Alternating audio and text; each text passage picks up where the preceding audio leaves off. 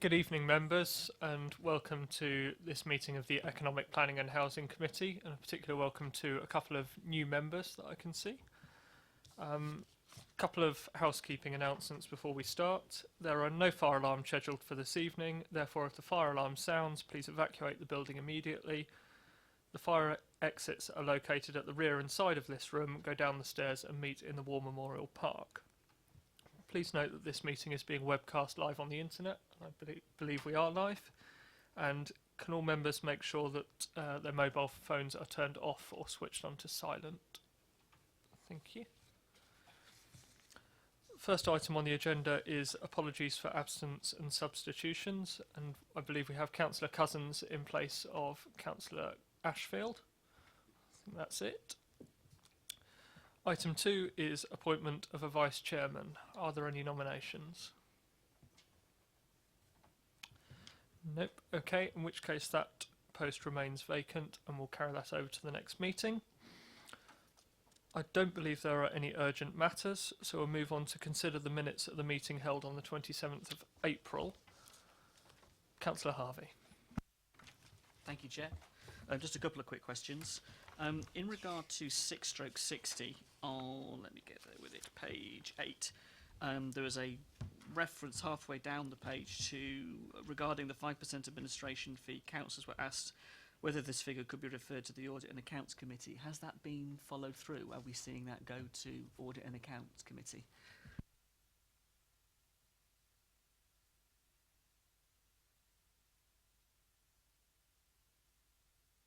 I'm being told by the officer that it hasn't done yet, but it will be, and he will come back to you on that, if that's helpful.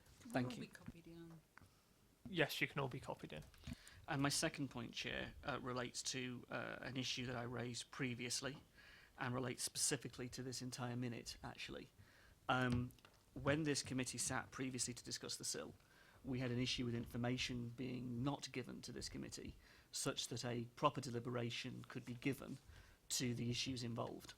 Yet again, we have a situation where members at a briefing less than a week ago were informed of a situation from Manydown that relates to the delivery of affordable housing, that directly questions the commitments and the promises that have been made by the administration in regard to delivery. That information had nothing to do, was not presented to members around this table.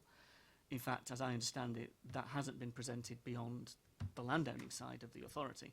Now, if that's the case, that is information that members went into full council with, not having, when the decision on SIL was made, that could have fundamentally altered the decision that council has made because of the absolute nature of it, and it was huge. It directly related to the delivery of affordable housing on Manydown. Now, that decision was taken, I believe, without the right information being given to members. Yet again, this minute relates to, we all sat around this table, you debated it, it was discussed, and you were not given the full information. In fact, it took that briefing last week for it to come out, and I am very worried about that. It was a confidential briefing given to members on behalf of the basically it was the Manydown briefing a couple of weeks back, and what it said, Councillor Rattigan, was that they couldn't deliver the affordable housing. The promises could not be kept 5%. because of viability. Thank you. Thank you, Councillor Harvey. I completely understand and appreciate the point that you make. I was at the briefing as well and was as shocked as you are at the points that were raised. And I think it does raise questions as to why those points were raised at that briefing in that way, and why members had not had sight of that before. And it was certainly limited in its scope to members who were present at the briefing as well, which is something else that's a big concern. I'm slightly not sure how to take this, as this is the minutes of the previous meeting and we're not in that scope. I appreciate it's your only avenue to address that. I know that there are discussions ongoing within the Cabinet and with officers as to the implications of the briefing that and the announcement that was made at the briefing 2 weeks ago, and I don't know whether the officer wants to comment on that for Rebecca. So obviously the paper that was considered was in relation to how the planning authority look at how SIL is calculated, and that is always based on what's in our policy here, which is around 4% affordable housing, and we only put forward what is considered to be viable, and that is that with that SIL rate, 40% affordable housing would be viable. I think I understand that you want the comment noted, and I understand the concerns. I think there is a mock committee coming up in June, on Thursday. And I think more discussions will be had at mock committee around affordable housing and delivery, so it may be worth raising that further there. It's not an issue for the landowner. As far as I say landowner and LPA, it's not a position for this council. We are one. It's this council. All right, there is no landowner LPA thing. We had that battle in the High Court. It is this council. And what is absolutely clear is that there was evidence clearly presented by this council to other officers in this council that has not formed part of this committee's deliberation or full council. And that's the more serious point, Chair. Full council's deliberation of the SIL ratings when it came before us. Had we had that information, which existed, that evidence was there, the LPA had it, they chose not to present it. They chose not to present it. It was their choice what they presented to this committee, and we did not have the information. So we are now left in the position where members have a piece of evidence that says it is not viable, it will not deliver the affordable housing because of SIL, and we have another officer saying, actually, no, I disagree, it will. Where do we stand in all of this? If we don't get the information, how can we come to an informed decision? We can't just have one side of the story and expect to get that can't happen. We have to have all of the information in order to have a full and rounded debate and then a decision. And I feel shortchanged. I really do feel shortchanged on this. Partly because this is so huge. If we are now saying, and the actual administration's promises will not be kept because of that. We said it. We've said this for over a year now. And it doesn't seem to have been listened to by anybody. I agree with what you say. We've had a stated policy as a council which we've all signed up to, which is 40%, and to have been told at that briefing what we were told, is that it was, there's a big gap at the moment, a huge gap, which was noted by all members at the committee, is very difficult. The way that members found out was wrong in my view, and I do think there's something to be made here of, as I understand it, the Cabinet didn't actually know either, as a Cabinet body.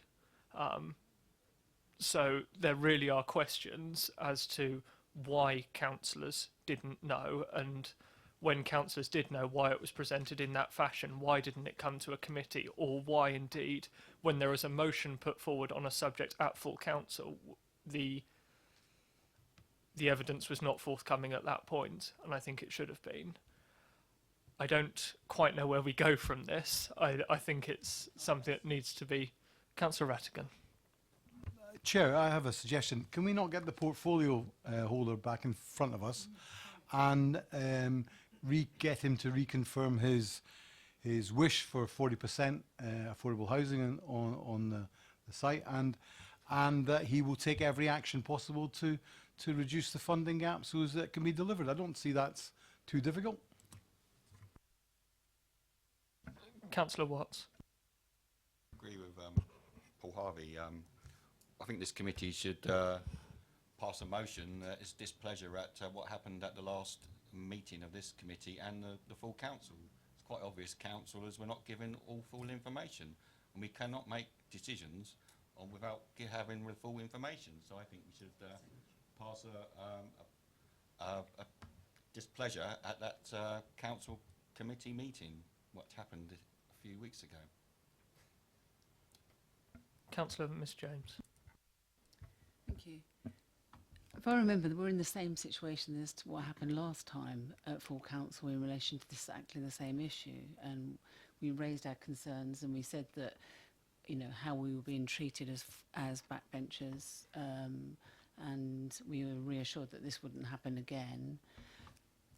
I wasn't at that confidential briefing, but the cabinet member with responsibility for that portfolio was, and he sat there while that presentation was being given, and you telling me that he didn't know, and if he didn't know, why didn't he know? because just a few days prior to that, he sat in full council, and when we all asked, and the opposition, you could give us reassurance that that can be delivered, he didn't also tell you as an administration that it couldn't. And I think that, you know, you need to ask him to be accountable for why he didn't tell you that. And if he didn't know, it raises grave concerns for me about his ability to actually undergo his portfolio.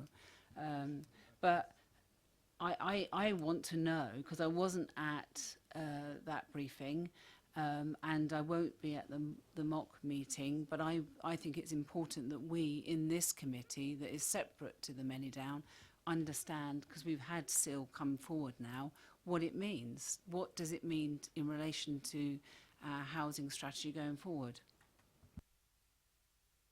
Councillor Parker.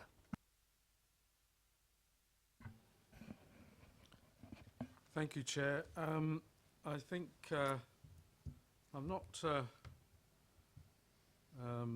myself overly keen usually to be looking backwards.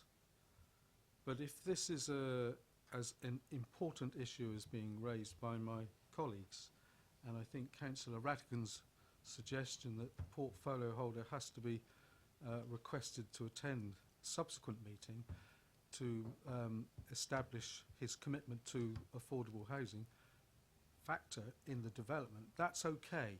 But effectively here, it sounds from what I'm hearing, we've got a situation where a decision was made by either individuals or an individual to withhold pertinent information at a crucial decision-taking time, which then renders that decision unsafe.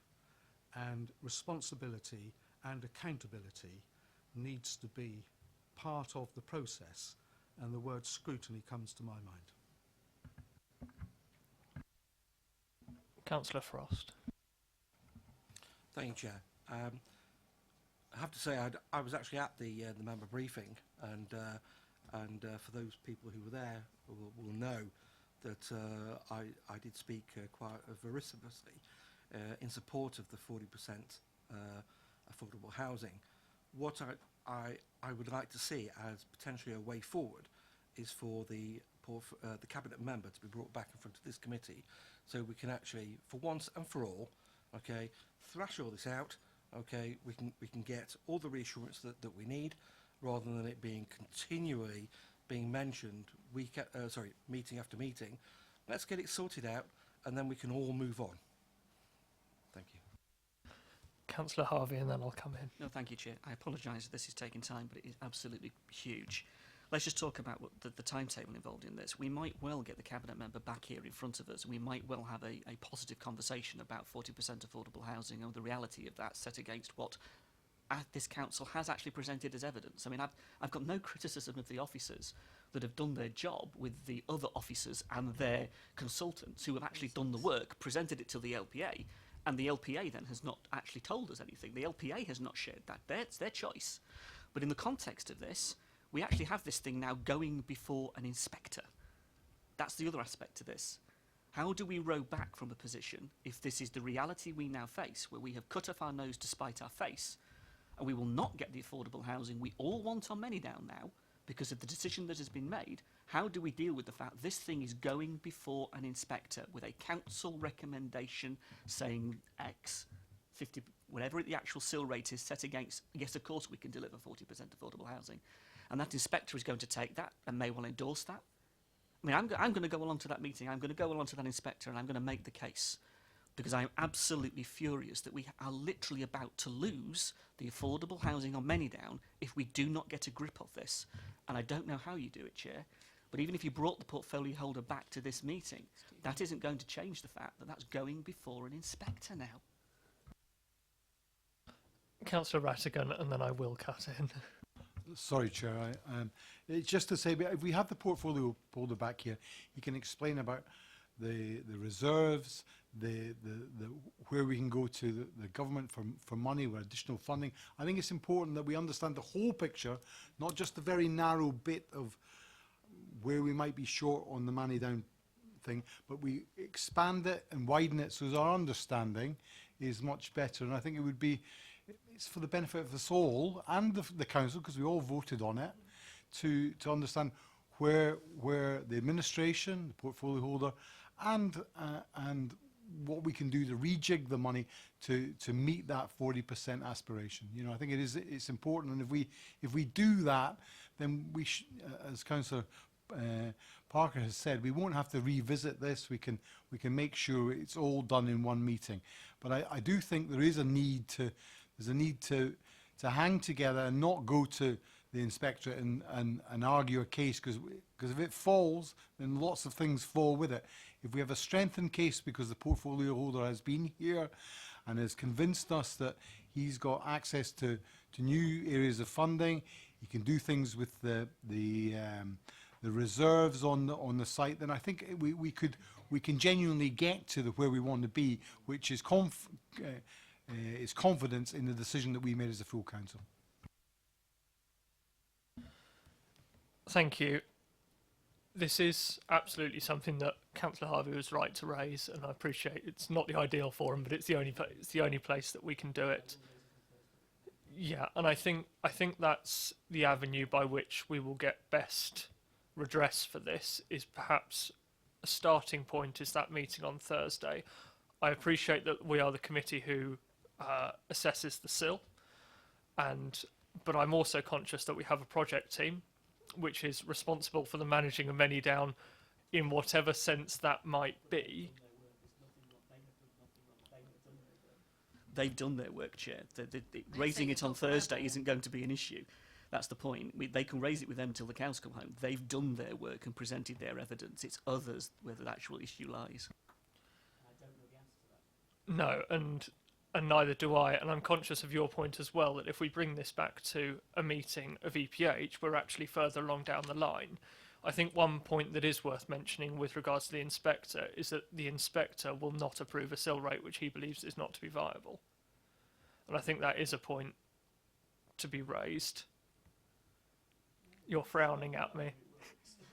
But he will not approve a SIL rate which he believes to be detrimental to the development and to be detrimental to the borough as a whole. We're supposed to be responsible councillors looking after our own house. If we can't set a SIL rate, we haven't got the proper evidence in front of us, what confidence is that going to give the inspector?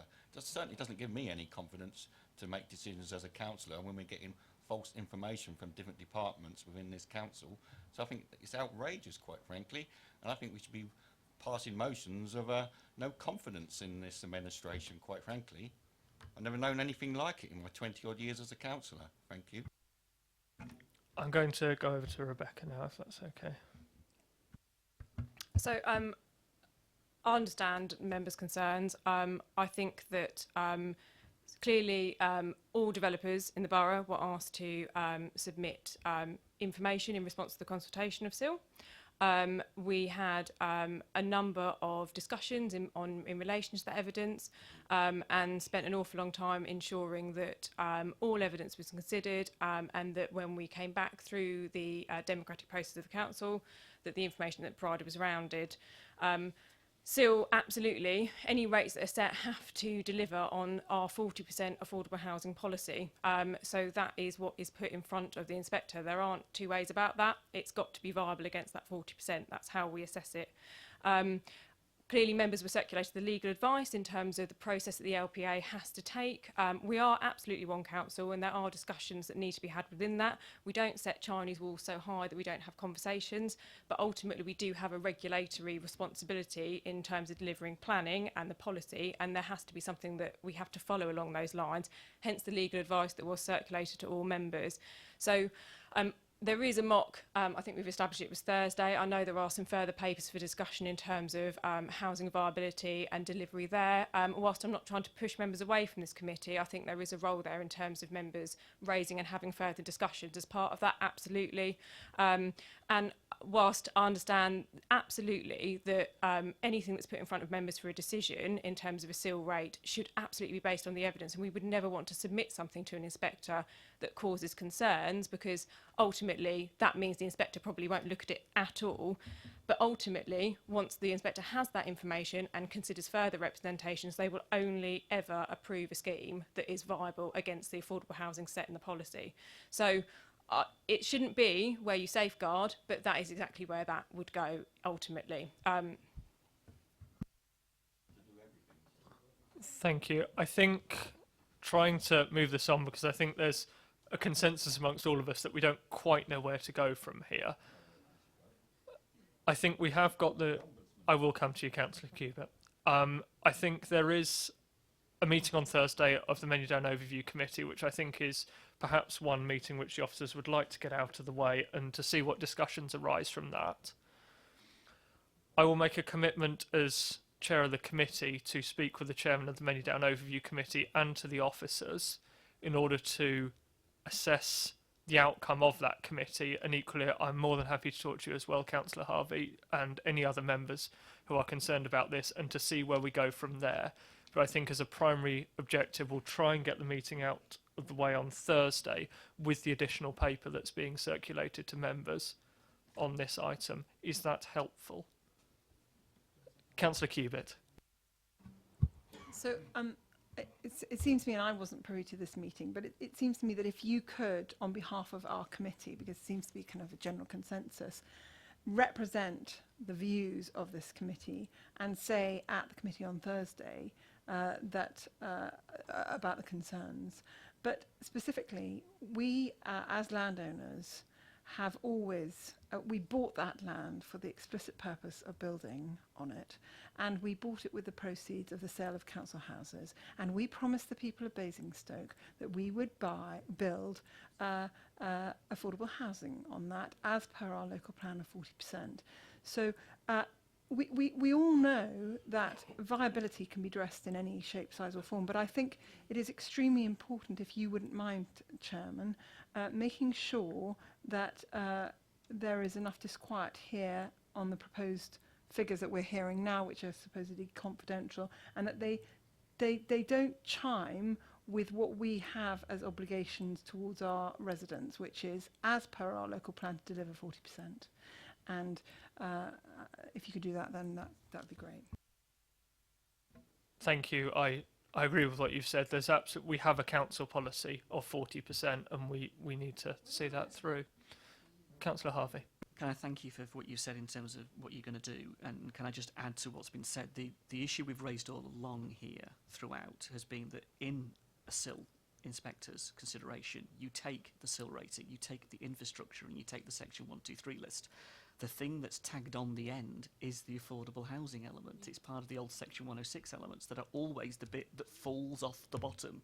If any cut cloth is going to get cut from this material, it will be the affordable housing element that gets cut in order that the SIL can fulfil and the actual viability can fulfil the infrastructure elements. So we've said this throughout, and I appreciate what the officers are saying, but we are in one hell of a situation in front of an inspector now. So if you're going to take it away, Chair, I get that, but we have to resolve this inspector issue, because that evidence in its current form is not the truth, the whole truth, and nothing but the truth going in front of an inspector. Councillor Miss James. And just going back, not to this time, but the previous time, and our concerns that we were raising with you then, is that we were told by the landowner that it wasn't viable. And it was very clear, the landowner, going back many months now, we're talking 10, 12 months ago, was saying that this wasn't viable. And we were saying, you know, raising our concerns. We met with Mel, we met with Rebecca, we met with lots of different people to raise our concerns. And clearly they were still saying it was viable, wasn't viable, and that's why we didn't support this in full council. But at no point did the cabinet member stand up and say, no, it isn't viable. So you all voted for this, and it wasn't viable. And this is appalling, absolutely appalling. We are being treated abominably as backbenchers, and we are not being given the information that we should be given.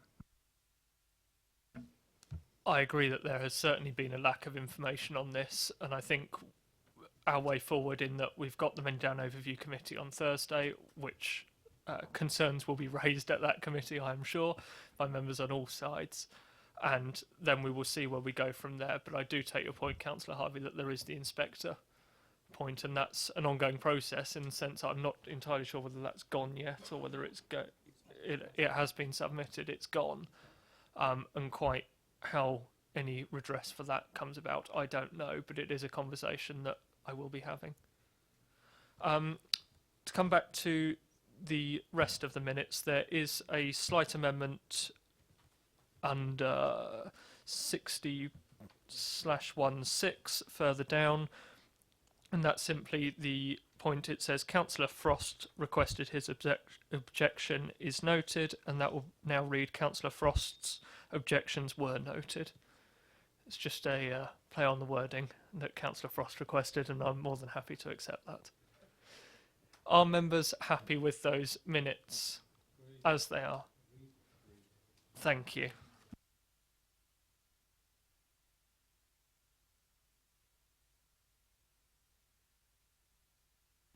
Right, we now come to item number 6, which is a review of strategic regeneration, and we're joined by the Deputy Leader and Cabinet Member for Housing, Councillor Terry Reid, Kate Randall, our Housing Manager, and Erin Cahill, who's an external consultant who's working on this with us. And I'm going to pass over to Councillor Mrs Reid to introduce the paper. Yes, we can turn the air conditioning down if we're freezing.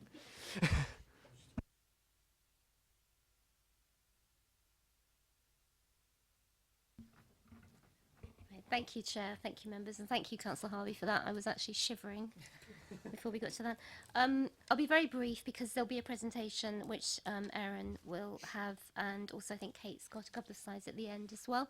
So the reason for bringing this forward, several reasons actually. One of them, of course, was the housing review that we had, review of the housing strategy, the new strategy that came in, which positioned us as taking a lead on any number of housing related aspects, and obviously regeneration is key amongst those. So we wanted to come forward with a report that emphasised our commitment to regen, but also looked realistically and honestly at what the background is now, what the landscape is now, what things have changed. And we all know that funding has changed, for example, and that large scale regeneration projects are much harder to achieve than they were 10 years ago. So trying to give a completely honest look at what the prospects are, what the opportunities are, but also how can we, as an authority, be leaders, be enablers, to bring this work together and to find what opportunities are out there in the borough, to look at where the priorities are, and to try to push this forward as best we can, being aware, of course, of the restrictions that are now on us in terms of funding, and also the changes to the operations of the housing authorities as well. So I think that's probably all that I wanted to say.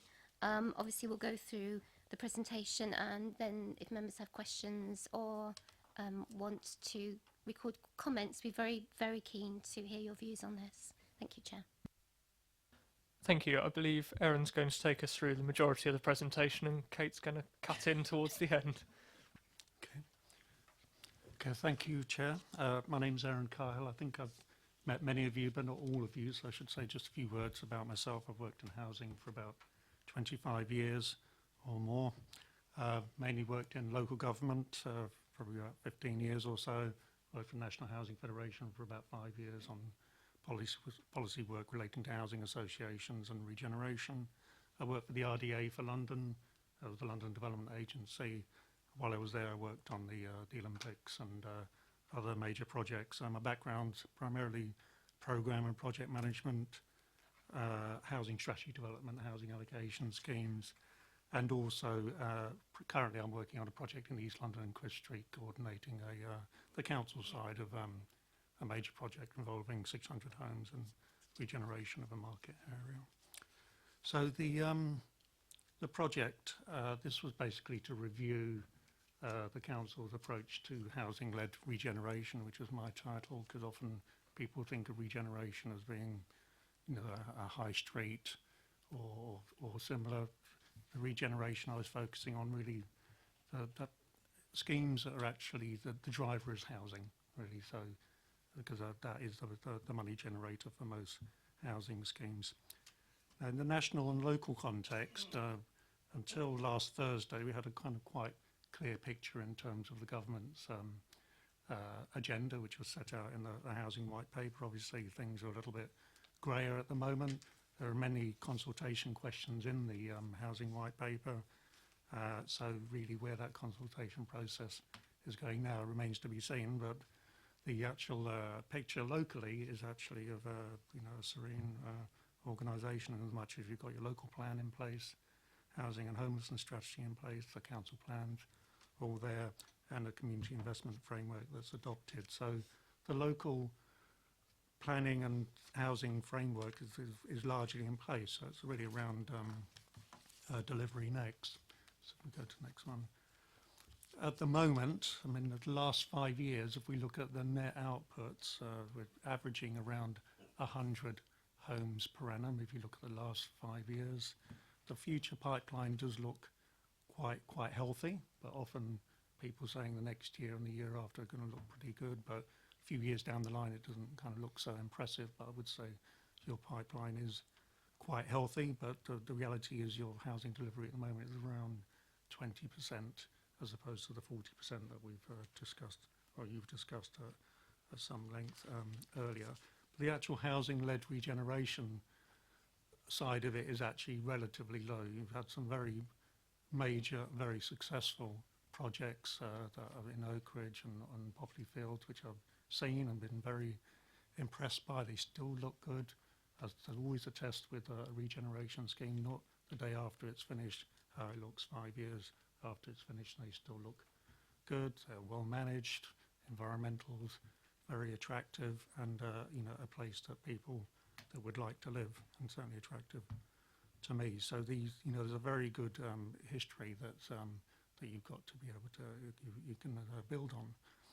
The affordable housing stock you've got, which is primarily owned by your two stock transfer organisations, in a decent condition, but some of it tired, some in need of refurbishment. It should be noted obviously that a large number of them have been sold under the right to buy, and there's generally two quantums, if you like, of resident there. There are the existing homeowners, the ones who actually exercise their right to buy, and then there's people that have bought them subsequently, particularly private landlords, because they are very good investment propositions. So the investment isn't really about, or lack of investment isn't just about the housing associations, it's actually about the owners as well, because some of the owners are asset rich, income poor, so don't actually have the capital to actually invest in the stock, and private landlords historically aren't ones for investing in the stock, much more interested in the return. So there's some refurbishment work that's needed. I don't think just from looking at the stock over the last year or so that I've been working for you on and off, it's not in a kind of critically poor condition, but I think if you left it 10, 20, 30 years, I think you could get into a situation where that stock would be in a poor condition. Some of the public realm is poor, particularly in respect to the garages, which I think is something that you're obviously very, very familiar with. But overall, the environment is attractive, and a lot of the green space is obviously owned by your good selves, the council, as opposed to the housing associations. And it's important to bear in mind that the footprint of the housing stock is actually quite tight. So a lot of the land around is obviously owned by you, and somebody somewhere way back when the stock transfer documents were being prepared was making a deliberate decision that yes, the stock will be handed over, but the actual physical environment will continue to be owned by the council, and that's I think fundamentally a sound decision that was made, and but it does create the issue whereby the housing associations concerned can't actually build out, so they've really got to focus on the footprint that they've got, which is, like I said, quite contained. And then in terms of the housing choices around, older people are not able to kind of trade down or move down to smaller accommodation because it doesn't exist, and generally older people would prefer to stay in their environment where their friends and family network exist, and then there's not actually choices for young people to actually stay in the area as well because of a lack of affordable housing. So those are, in very highlight terms, some of the issues that I've noted. So in terms of the barriers to regeneration, the very limited now in terms of new funding for social rent housing. before the housing white paper came out, there was actually no money to speak of for affordable rent housing. The entire housing agenda was focused on low-cost home ownership, mainly shared ownership, and also the new product, starter homes, which I'm sure some of you are familiar with. It still hasn't quite got off the ground, but the housing white paper was very much around just loosening a little bit that very narrow home ownership focus that the previous administration, shall we say, David Cameron, George Osborne government was focused very much on low-cost home ownership, and then with the housing white paper, a bit more of a broader spread, more on affordable rent, and more on special housing for older people and other need groups. Regeneration funding has been severely limited, really limited only to the local enterprise partnerships, which don't really have a housing narrative as far as I'm aware, and previous funding streams like SRB, literally memories for people like me. So really no major funding to speak of for housing in a regeneration context. And looking at the decisions that a housing association would have to make on regenerating their stock, they've got to be thinking about losing the social rent scheme streams, which are very significant and secure, and also looking at acquiring monies to actually replace right to buy accommodation, assuming that tenant lessees are prepared to move on a kind of a consensual basis. It's a very significant amount of money that needs to be identified to actually acquire their homes. And then there's the familiar refrain of gross versus net outputs. Generally, if you do a regeneration scheme and you build 200 homes and you're knocking down 100 homes, the local authority and its role as the counter of new build outputs will treat that as 100 new homes. It wouldn't be 200. So there's actually almost a hidden disincentive, if you like, not to do regeneration projects. You're obviously getting the wider gains of an improved environment, improved housing stock, but actually in numerical terms, it doesn't actually look very attractive. And the other aspect around regeneration projects is that they're actually very difficult, and they raise a lot of negative headlines, and they're very expensive, and housing associations and some local authorities have tended to work towards the low-hanging fruit, those projects that are easy, relatively easy, should I say, to build, as opposed to regeneration projects, which are very difficult to build and have a very, very long timeline.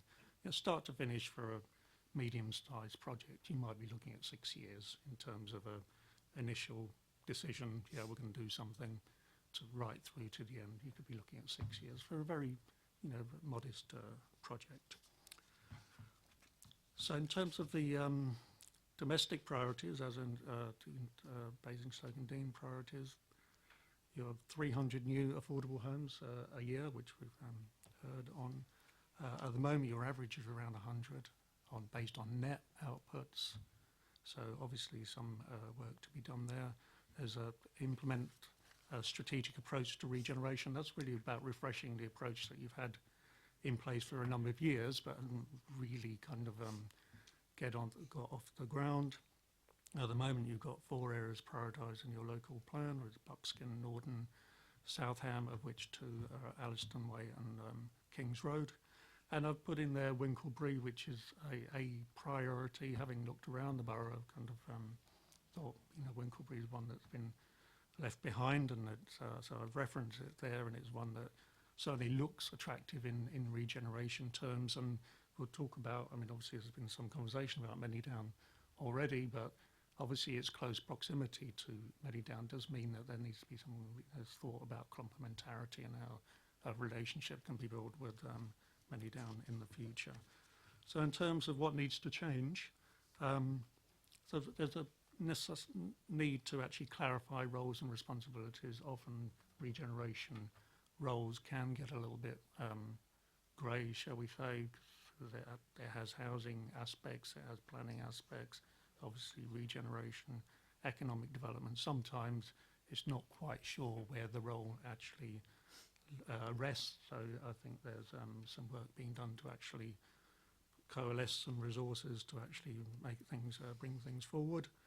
We've referenced the 4 areas plus Winglebury above. We'll actually decide a project, decide something that's actually important and actually put your resources behind that. Obviously you've got to decide which one.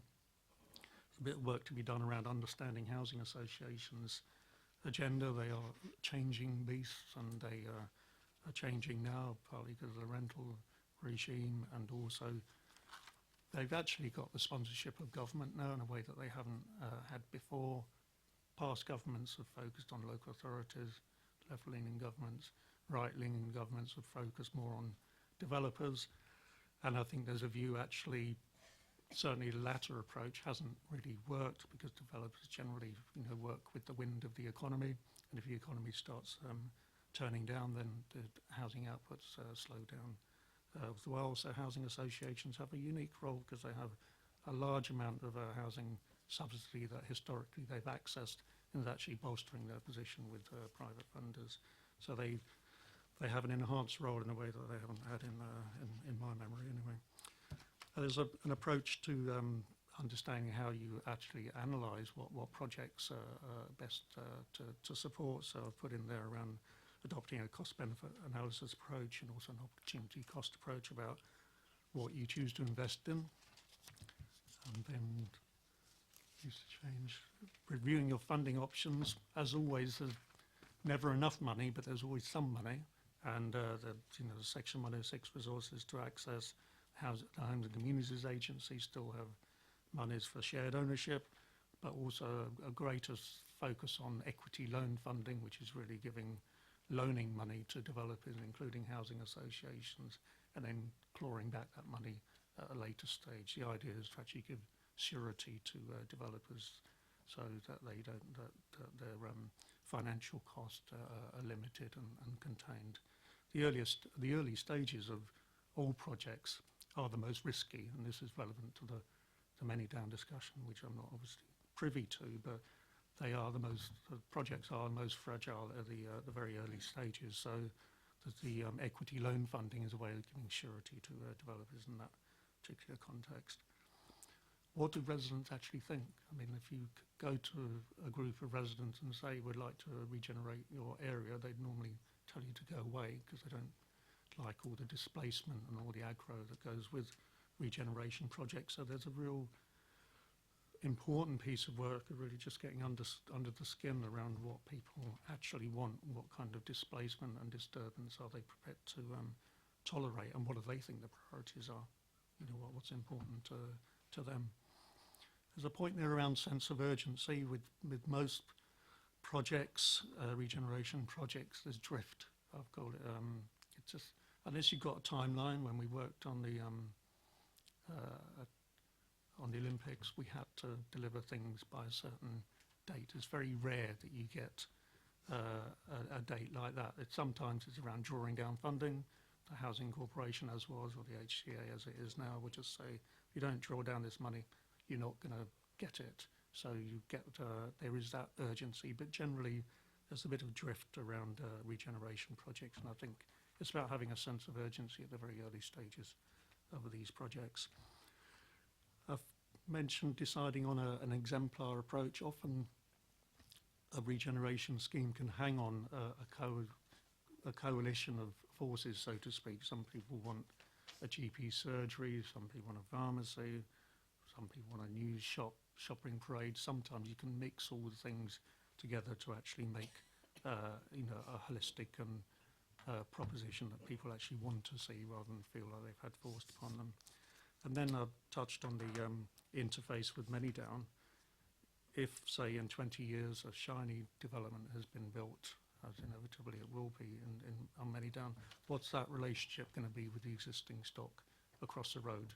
Literally, if the stock is going to be like it is presently, 20 years down the line, it'll be in a worse condition, and across the road there'll be a very new development. What does that say, if you like, around the strategic approach to regenerating your existing stock, so which is obviously a big question. So challenges for now, it's really around a budget for people to work with, a team, and to prioritise the holistic projects that could be developed. Otherwise, it will be as it's always been. Thanks, Aaron.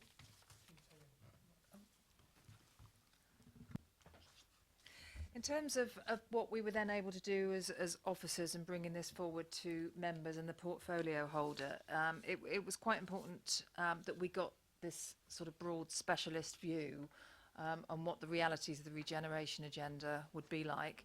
And it was quite clear early on that we really clearly must challenge and modernise our current thinking and approach. Oh.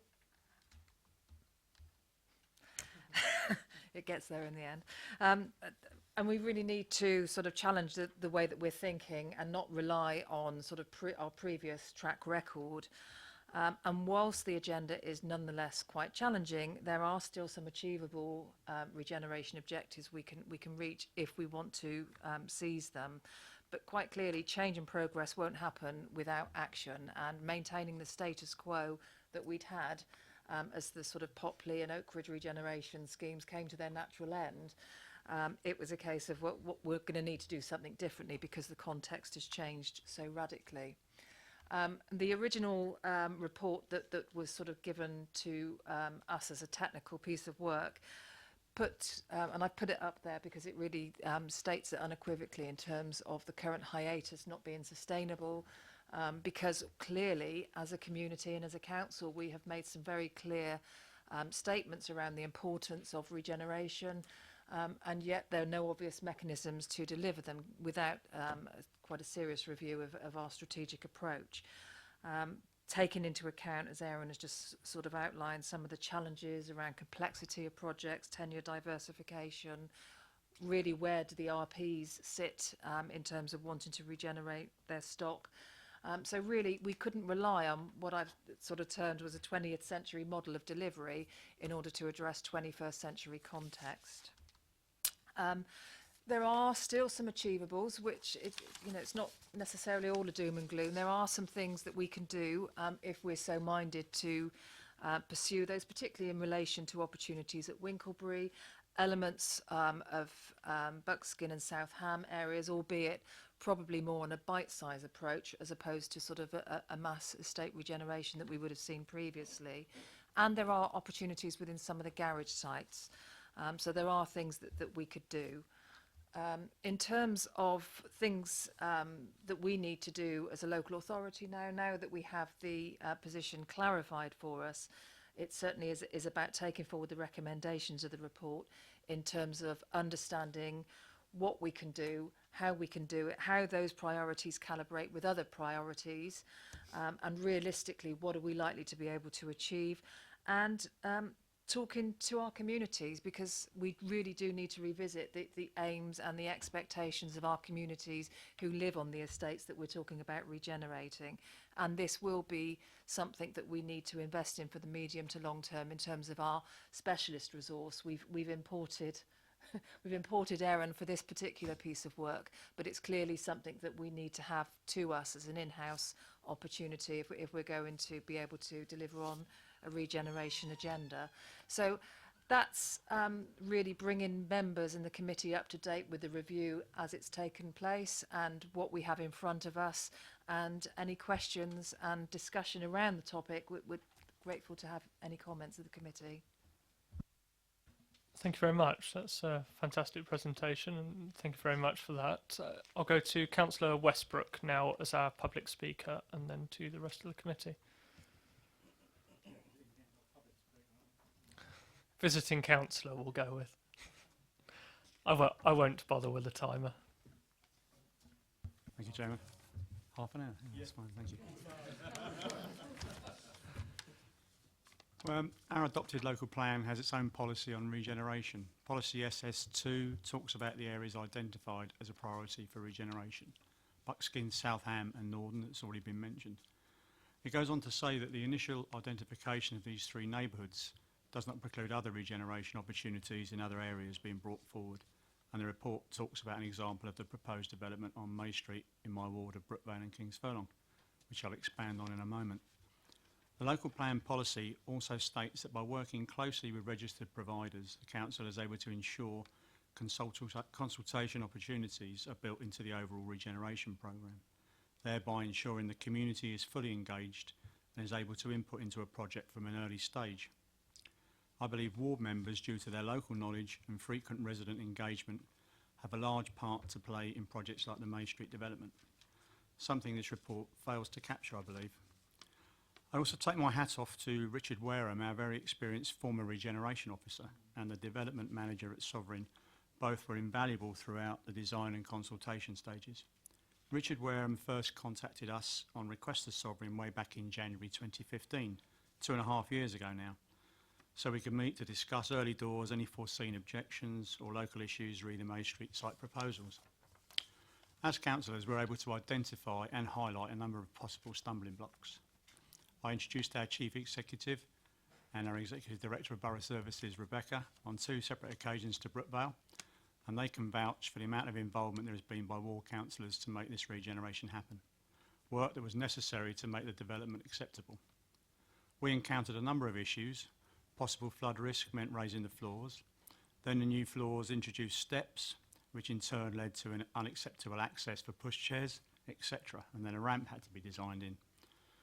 The adjacent conservation area influenced the design, and the loss of some mature trees influenced the quality of new landscaping. We as councillors also proposed the use of the Beacott site during construction, and we asked for the consultation area to be expanded to include residents likely to be affected as construction traffic navigates through the tight streets of the conservation area. Another proposed new development in a neighbouring road recently received 100 objections.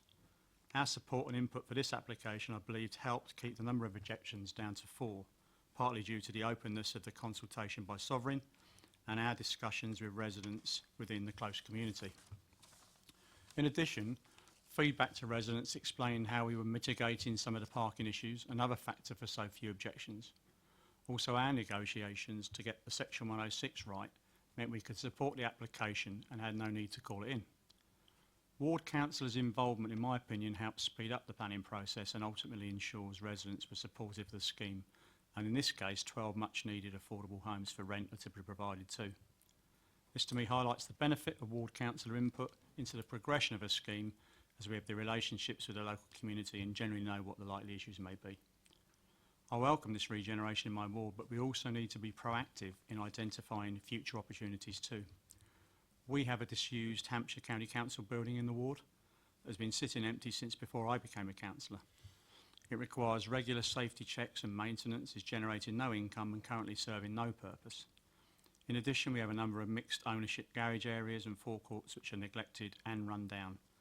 There are antisocial behaviour issues in these areas too, which requires CSPO resource. To summarise, surely both the cease option and the change nothing option in the report cannot be the way forward. Thank you. Thank you very much. Did Councillor Mrs Reid want to respond to a few of those points? Yes, I just want to thank Councillor Westbrook. I think that's a really good point about capturing that in the report, about the importance of consulting with local members and their local knowledge and how they can also bring the community with them.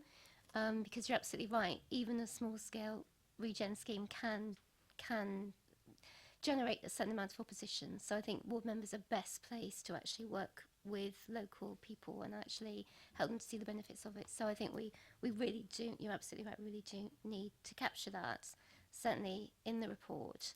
And also, you mentioned a couple of sites in your ward and being proactive about that. I think perhaps we can also work something into the report in terms of asking local members to identify sites in their own wards and come forward with them, because that no one knows a ward better than the ward member.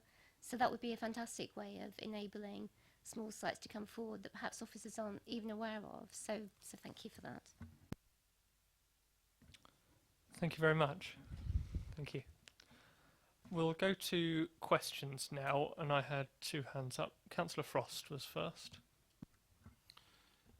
Thank you, Chair. I just like to say thank you very much for the presentation. It was very, very insightful. I do have a plethora of questions, but I'll try and keep them try and keep them to maybe one or two this evening, and then maybe I can take more up at a later date. I just want to go back to the slide you had on the borough's affordable housing, please. Okay, and you mentioned that the current level of the borough's affordable housing was 20%. Okay, what I'd like to try and understand is, you know, what were the key drivers that prevented, in your opinion, okay, this from being, you know, 40%? Was it will of the council, or was it a viability issue? And I'd like to get your opinion on the projection of what you think the percentage of the local the borough's affordable housing will be over the next couple of years. Well, I think the important thing to remember regarding the numbers is that they're net outputs.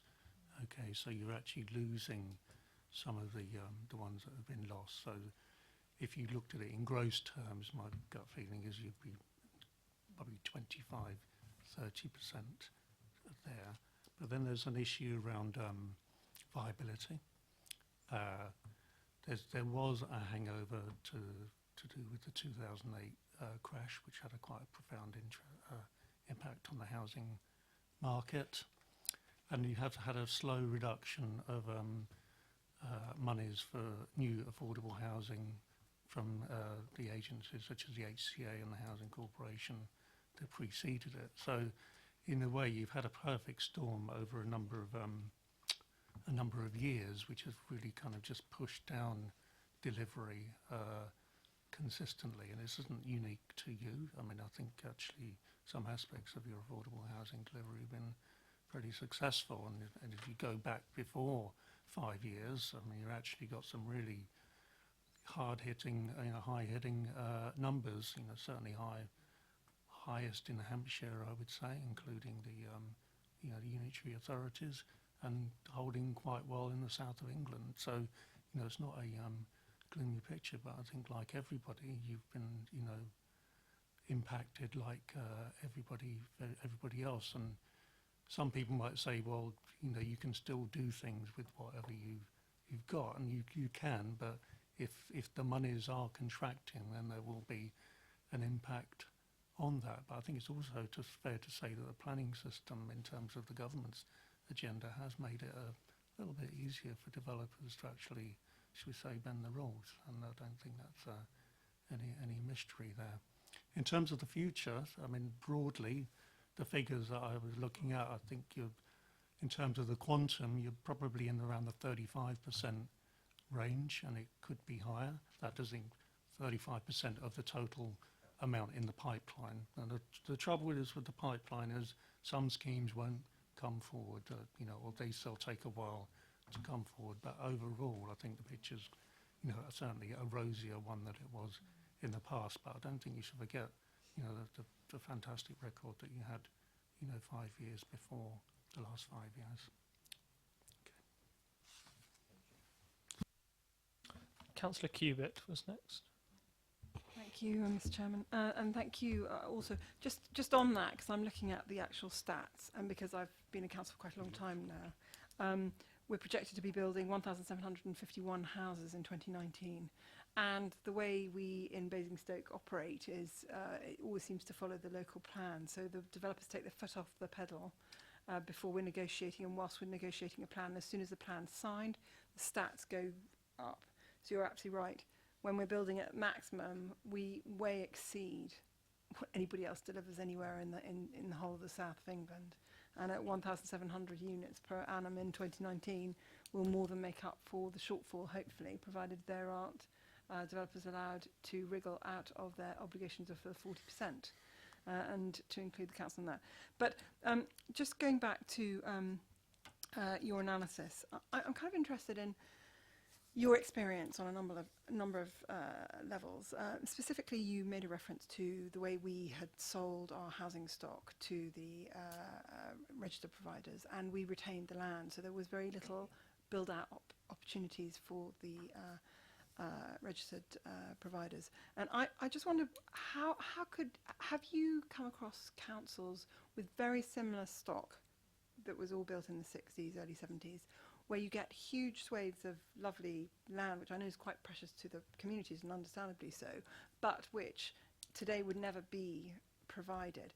Have you worked with authorities who have given that build-out option to the registered provider to enable regeneration and additional housing stock to be? A scheme that springs to mind is the Kidbrooke scheme in Greenwich, which is in what was quite a rough part of Greenwich area. And there were large expanses of green space.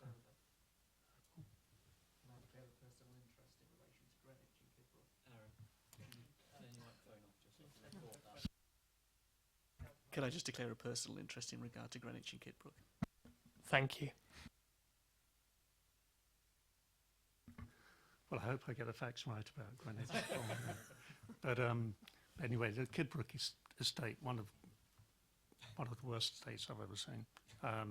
The built form was very poor, but large areas of green space around a railway station next door, and then a very handy road next door, just going to the Blackwall Tunnel, so literally 10 minutes from town. I couldn't tell you what densities were in terms of additional housing numbers that were achieved, but I would say at least double, in terms of the numbers that they achieved, and the real, transformational change. Those were the two magic words with regeneration, and that has been achieved in the early phases. I'm sure it's still being built out as we speak, but they were given the land, yes. So if we were to try and roll out something similar in Basingstoke, because I mean, presumably one of the other relevant issues is that the housing stock that we have that is of that era had a specific lifespan, and we're already well in excess of the age of that housing stock. So we have housing stock which, if you include the space that we as a council own, the density is not very high and would be considerably higher tomorrow, and we could have rollouts like Oakridge if we were to view it like that. But how did they pay for that? Because we've gone through the fact that the way funding operates now is completely different to it. So with regards to the Greenwich, was there funding mechanisms? Was it when it was good, or was it when it was already dried up funding? The monies that were available were from SRB and single regeneration budget, so it's like a 7-year programme, and the resources were quite significant. But in relation to the actual gross development value of the overall project, very small. But what SRB money managed to do was really to start off the scheme, because that's the perennial issue you have with regeneration projects, is almost staggering to get that first phase started and getting some kind of buy-in and belief in the project. Yeah. Just interest then, how much, I mean, typically if we were to talk about, because what's the architecture called that I'm referring to that we have system built? So just for example, if we're looking at a Brighton Hill opposite Asda stock, with that construct and the green, how much money is the start-up money that would be required to get the ball rolling so that the registered providers could double their housing? I think it would be unwise for me to tell you how much money would be involved, but You don't have to talk about Greenwich, but just generally. it's still, to put a cash figure on it.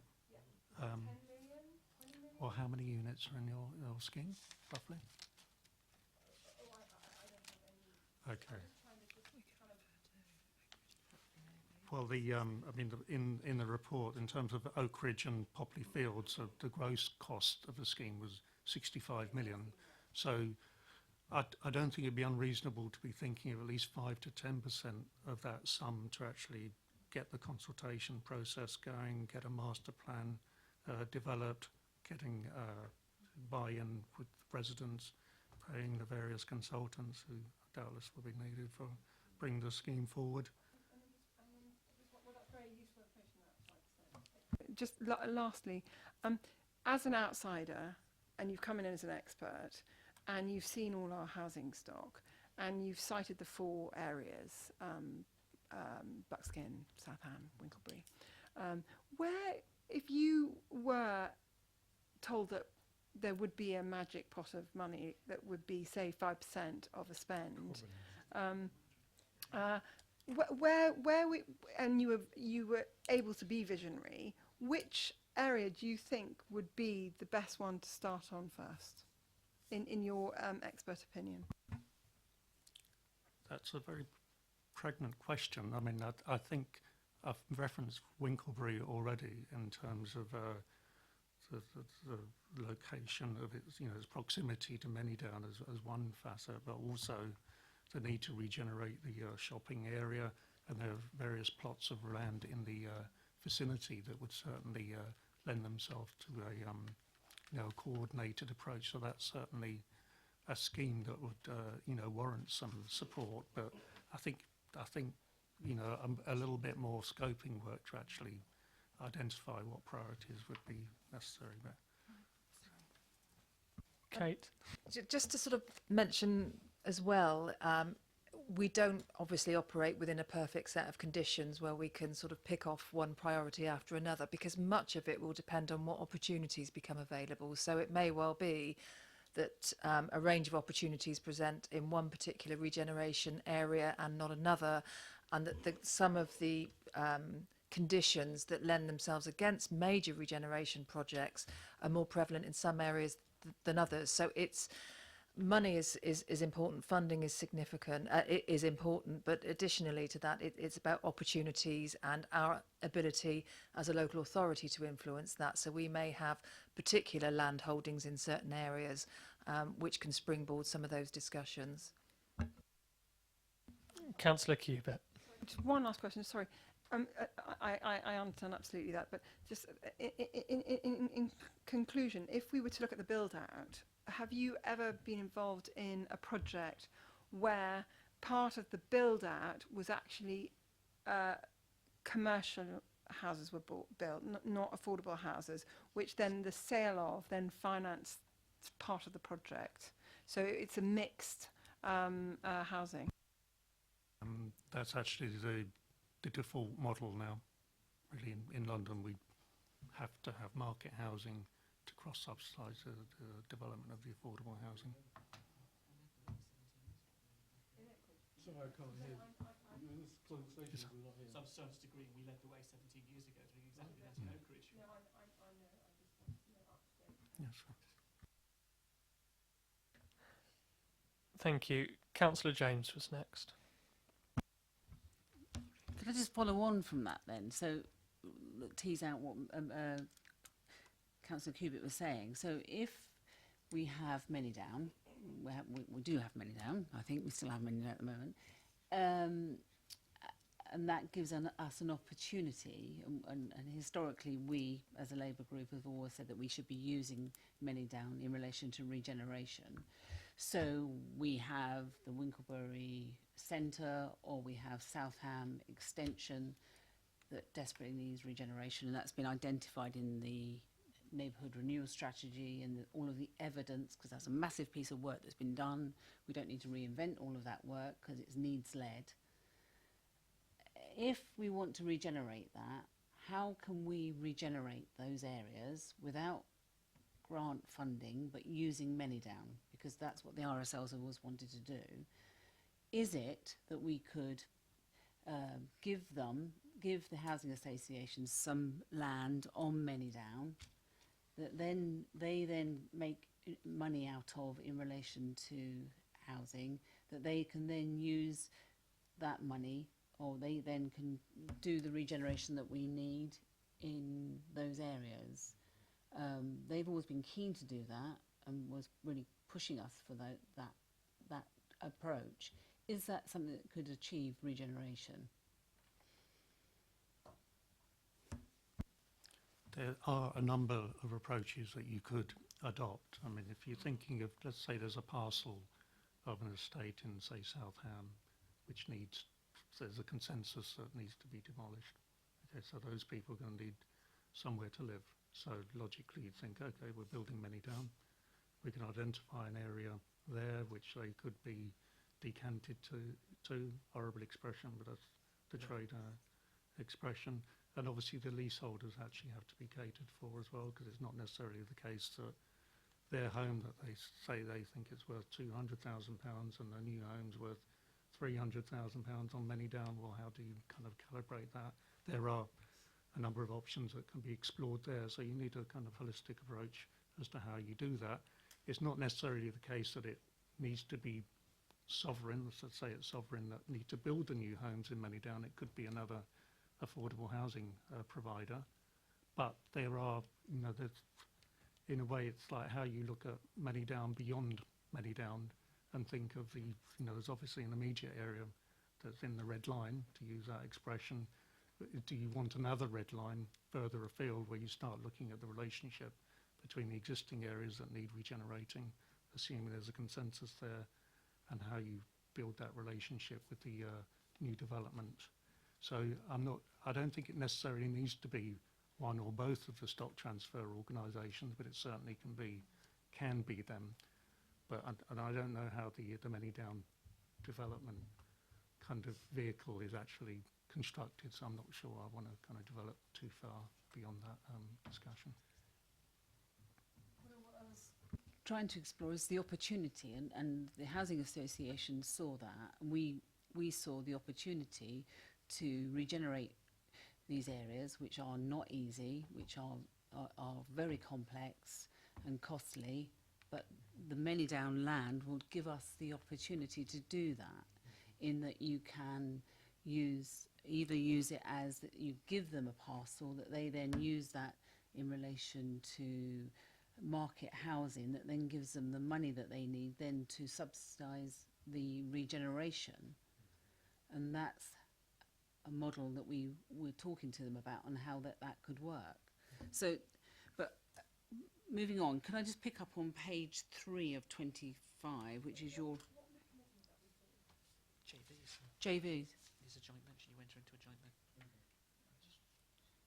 I just wanted to pick up on Okay. the point around Microphone. identifying a parcel of the many down site. I mean, the reality is getting the a many down parcel to what's called an oven-ready status, where literally a developer could just go on site and build the housing, is actually one step beyond, because actually the whole services need to be put in place, you know, road infrastructure, and obviously the full kind of community infrastructure as well. So I think there's 2 stages there.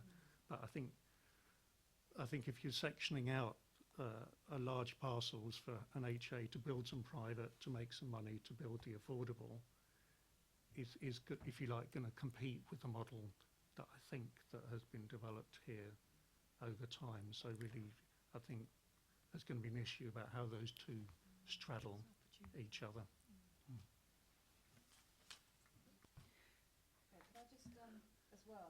In addition to sort of how the model will facilitate that in practical terms, the other factor I was keen to sort of highlight in the report was around how we, whilst we're developing decant accommodation, how we still continue to meet the increasing housing needs of sort of new and emerging need. When we were doing regeneration schemes previously, we had sort of 500 odd units a year still coming off the development programme. We're not in that position now, so we do know that if you're prioritising and looking to achieve a decant priority, it will have other opportunity costs, and I think that's what's referred to in the costs in the report, about sort of understanding what the various priorities are that are being weighed up in terms of being achievable. Can I pick you up on that then, Kate? Because obviously we had grave concerns in relation to New Horizons, which is a large regeneration that we worked on over many years and really, really successful. And obviously we came up against lots of hurdles in relation to housing department that was saying that the housing need wasn't what the person was living in. So if a person was living in a 2-bedroom house and their housing need in relation to they were just a woman that only had her grandchildren at weekends or whatever wasn't entitled to a 2-bedroom house anymore, so she'd have to have a 1-bedroom house. They weren't so keen to move, and I think that we need to look at and I think that maybe is a piece of work that we should look at separately as a committee, is our housing strategy is flexible. So, because what Kate is saying is that we have housing need, and so those people that we are having to count, if there are people with greater need, it's how they compete with each other. But what I'm concerned about is can do.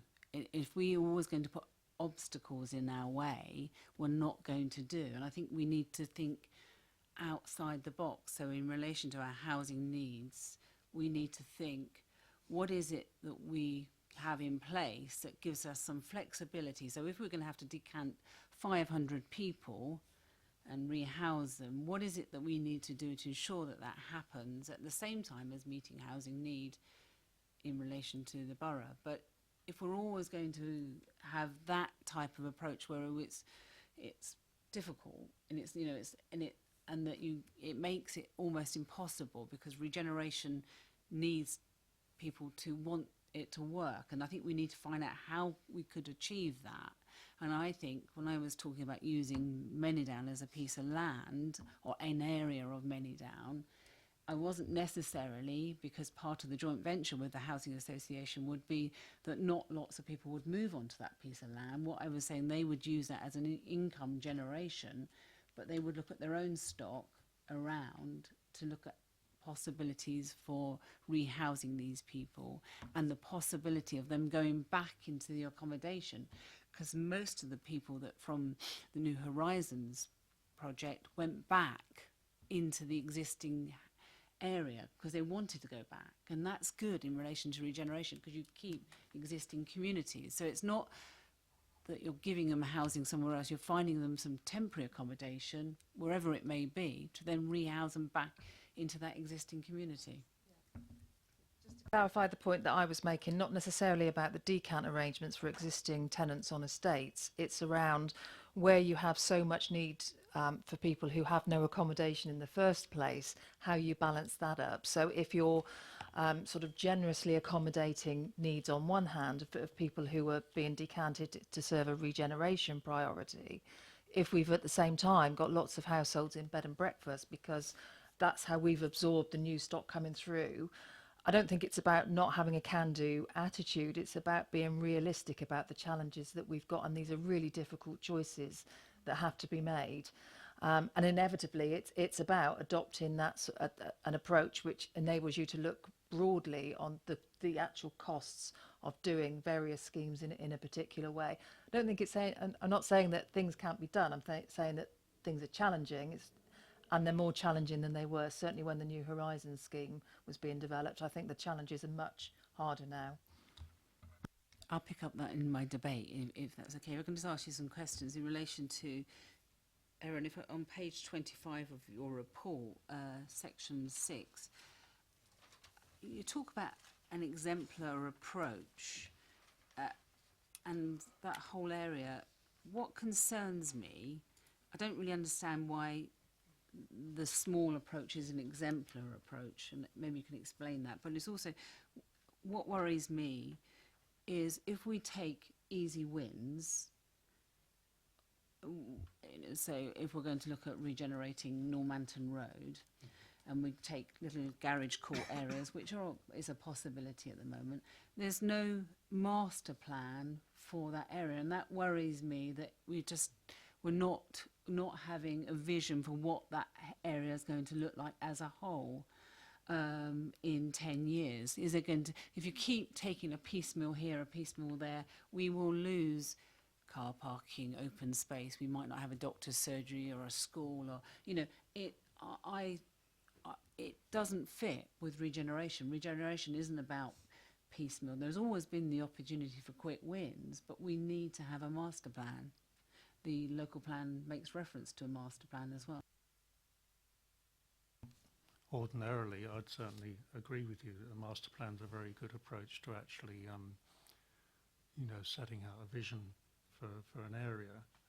and it would precede an outline planning application. But it's a good way of getting some kind of capital, if you like, behind a project.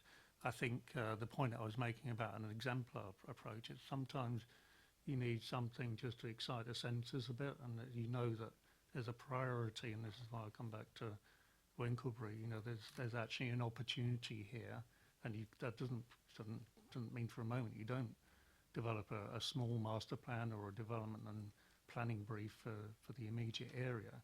But I think there's a feeling of that my impression was really, do something that actually captures the imagination, because the reality is the major projects that have been such a success in Oakridge and North Popley had a very, very different kind of financial environment at that time, and it, I'm sure it was an exemplary approach in terms of bringing the monies together, but the monies now are considerably smaller, so it's going ahead with the master plan for, say, 1,000 homes is probably going to, as an example, actually raise expectations that aren't going to be met. And I think the idea of actually doing something special in a small area can actually just get people interested and say, okay, yeah, I'm going to buy into that. Whereas if it's all kind of shiny pictures and consultation meetings but no outcome, then that can actually provide more damage than success. Councillor Mrs. Reid was just wanted to pick up on that. Just very briefly, Chair, thank you. Yes, I completely get the point of a master plan. In an ideal world, if we could plan everything to that scale, in terms of regeneration, that would be undoubtedly the best option. But I don't think we're in that place at the moment. So I think we have to be realistic and say we either take a smaller win or we possibly have nothing. If we wait for a major opportunity and the ability to deliver it and scope a master plan while we're doing that, we may end up with nothing, or we may end up waiting forever. So while we've got small opportunities, I do think we still need to bring them on stream. Councillor Miss Jones. But we've never not been able to do that under regeneration. At the same time as delivering Bishop's Green and addition, all of what we achieved in Oakridge and Popley and all of those major regenerations, at the same time we were still regenerating garage court areas. We were still regenerating very small projects. There was one in Buckskin where we built one house on the end of a unit. So we still achieved those small wins. So there's nothing to say it's one or the other. And in relation to the master plan, it's not like it's having a vision for that area. So in Norden, I want to know, what is the vision? If we keep just dropping in little houses here and there and filling up brownfield areas, we need to know what is that vision for that area. And I don't think it's one or the other, and it never has been one or the other. We've always had that opportunity. If I could just ask you, just before I will come back to you, but I think Councillor Mrs. Reid wanted to pick up on that point. Sorry to press the point, but I will disagree with you on that to some extent, because everything has changed since the major regeneration projects came in. The whole funding background has changed, housing delivery has changed, the operation models for the RSLs have changed completely as well. So what was possible to deliver 10 years ago in terms of major projects just isn't possible anymore.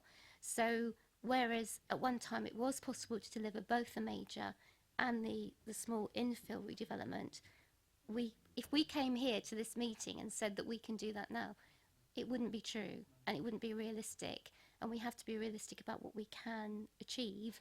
And that's why we're saying that we need to take those small opportunities where we can. and I welcome the small opportunities, but I disagree. I actually think it is achievable to do that, and I think it's a defeatist. And I think if you look around the country, around major regenerations, it is happening, and we can do it. It's just having the will and wanting to do it. And maybe we should have a little workshop where we all get together, where we explore this, because there are opportunities. Let's not sign off on this now because we're just saying we can't do anything, folks. Let's just, forget it. but that's what the report is saying. We actually can achieve those large scale, but it may take many, many years, but we can do it. It's whether you want to do it. I wanted to ask you in relation to the needs analysis. What page is that on?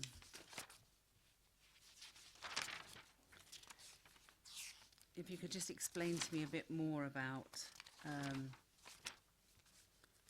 the needs analysis and how that's going to work. In terms of cost benefit. The cost benefit, yeah, and explain to me what you mean by that a bit more. Case of you will need a rationale for any investment decision that you undertake. So ultimately, you need to actually work out if you're putting in a certain amount of money, what are you getting back for that, and what are you not getting by not investing in something else. So really, what are you getting for your money? What are the benefits?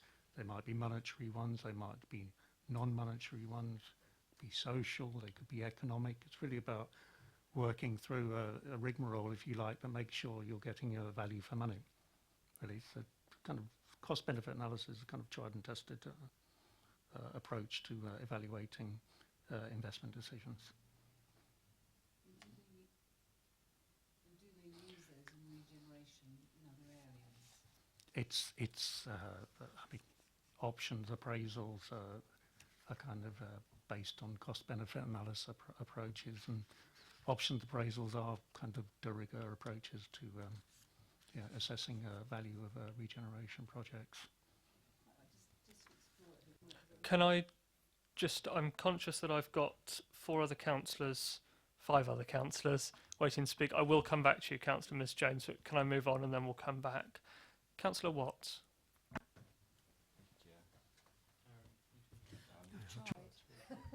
Oh, sorry, did you want to come? All right, just carrying on the regeneration. I mean, it's been 20 years since we sold off the housing stock. We've had all the regeneration north of the railway line, all done by Sentinel or whatever they're called, Oakfern or whatever they're called now. Vivid. But we've had nothing south of the railway line. And we've had Kingfisher, Sovereign, whatever they were called before. We've had 20 years of failure from Sovereign, basically, just a cash cow taking the money off the tenants and not putting anything back into the community. I'm just wondering if we're going to move forward this strategy, how we're going to make sure all our key players are on board to a regeneration. I think one of the recommendations in the report was to appreciate the role of the housing associations, not only in terms of what their motivations may be for undertaking large-scale projects, but also the change in governance arrangements around housing associations. Even if we were to say, your performance on regeneration has been particularly poor, we want you to up your game, how the extent to which we can actually compel them to take a different approach. And part of understanding their context is the stock holding north of the railway was different. The type of stock, the densities, the types of properties involved was very different, and Sovereign have been very keen to evaluate what regeneration opportunities they have. It's just that they haven't presented in exactly the same way as they have for Vivid. Okay, we'll explore it a bit more. We've had a recent one where we've had Vivid purchase the Lily sites. They didn't come to this council for a joint venture. They went to the open market. There was an opportunity there for this council to get involved. I don't know whether we rejected it or I don't know the backgrounds of that. But I mean, there's opportunity for us to make some money from that scheme as well, and to sort of what ideas we wanted to happen in that particular area. But we didn't take it forward as a council, which is disappointing. I think we both missed out, housing association and the council, for better partnership working there. That's more of a statement than a question. Don't you agree? Do you agree? Yes, of course you do. Just moving on, we talked about the Paddock Road site. I mean, I don't blame the portfolio holder for this. I blame your predecessor. It's been empty for 6 years. It was put on the open market for maximum private income, and that didn't happen. And it's only been the last 18 months we've revisited it all, and it's now planning applications coming forward for 4 or 5 homes, affordable homes, which is good news. I just wonder what lessons we can learn from this Paddock Road site, which has been empty for 6 years, where we have another site in Southam, Sandringham Court, where we let a planning application go forward a few months ago, where it wasn't meeting our regulations, which is very disappointing. As a local authority, we should be saying to our RSLs, you should not be putting applications forward like this, and so we need better working with our RSLs to stop applications coming forward like that. And I mean, I dread to think if the Sandringham Court it's been 18 months now where it's been empty, that's 20 odd properties we could put back into the community. What are we doing to speed this whole process up? That was something I would like to explore a bit more. Councillor Mrs Reid. Thank you. Yes, you're right. I mean, we are talking to all the RSLs. We've been trying to get them to the table in terms of regeneration for a long time, constantly talking to them. We make offers of land holdings that we have. Some of them are far more proactive than others, certainly, and the difficulty we have, I think, is it's very hard to find anything we have to hold their feet to the flame if they're not delivering. That's the problem. And certainly the Sandringham Court fiasco really was really disappointing, because as you say, the application wasn't fit for purpose. So now we're waiting to see what else happens. But we don't have, unfortunately, huge amounts of leverage other than constantly trying to talk to them, which we do, having regular meetings. Certainly the director has regular meetings with them as well, and trying to be as proactive as we can and to do what we can on our side. But yeah, I don't know what we can do to twist their arms any harder. Maybe we should lobby government, whatever government it is, sort of with this white paper they mentioned, maybe we can put some clauses, get them to add some clauses that we should need proper joint partnerships. It's no good. We've got 19 housing associations working in this borough, and we need better cooperation. And I think we should be lobbying the government, whatever government it is, that we need to work together. Talking about the local plan, I mean, 6 years ago we mentioned Kings Road in Southam, but now the presentation we're talking about bite sizes. I take it we're just talking about garage areas now in Kings Road. It seems to me, looking at the presentation, that Winklebury is now the priority, and we're going to, like, Kings Road is now just going to come. We're going to take a few garages here and maybe put a few homes in there. There should be a grand vision for the whole site. I mean, it's a massive site, you know, and there's buildings there that garages have been there empty for years. There's a labour club that could be used, and all sorts of stuff that could be used for redevelopment. And you know, I think we should take a holistic approach. But again, this is owned by, majority of the properties there are owned by Sovereign, and they haven't played ball in the past. So I just want to know what sort of plans you have for Kings Road. I wouldn't be able to sort of drill down to that level of detail, but we certainly could have a look at, speak to the housing associations to feedback, particularly for that site, because they have done a lot of work into the different sort of areas where they might, you know, look at doing that with their stock. I think what we're trying to highlight with the presentation is that actually it's being opportunistic, and if bite-sized chunks means being opportunistic, rather than sort of waiting for all the perfect set of circumstances to be in place before we can enact a master plan, might overlook an opportunity to be opportunistic, and that's what we have to be, given the current climate that we're working in. It just so happens that at Winklebury, at the moment, there are potential opportunities for bringing forward council-owned sites, which may springboard some activity and dialogue around regeneration. Hopefully, we'll be able to bring a report to Cabinet in the autumn around that. So it's an example of where we can take that predisposition towards regeneration objectives, to actually say, yeah, that's an objective we can achieve there.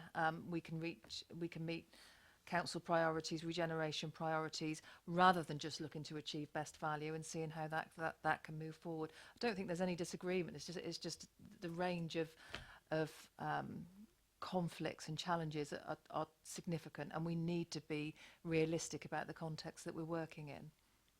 Councillor Mrs Reid.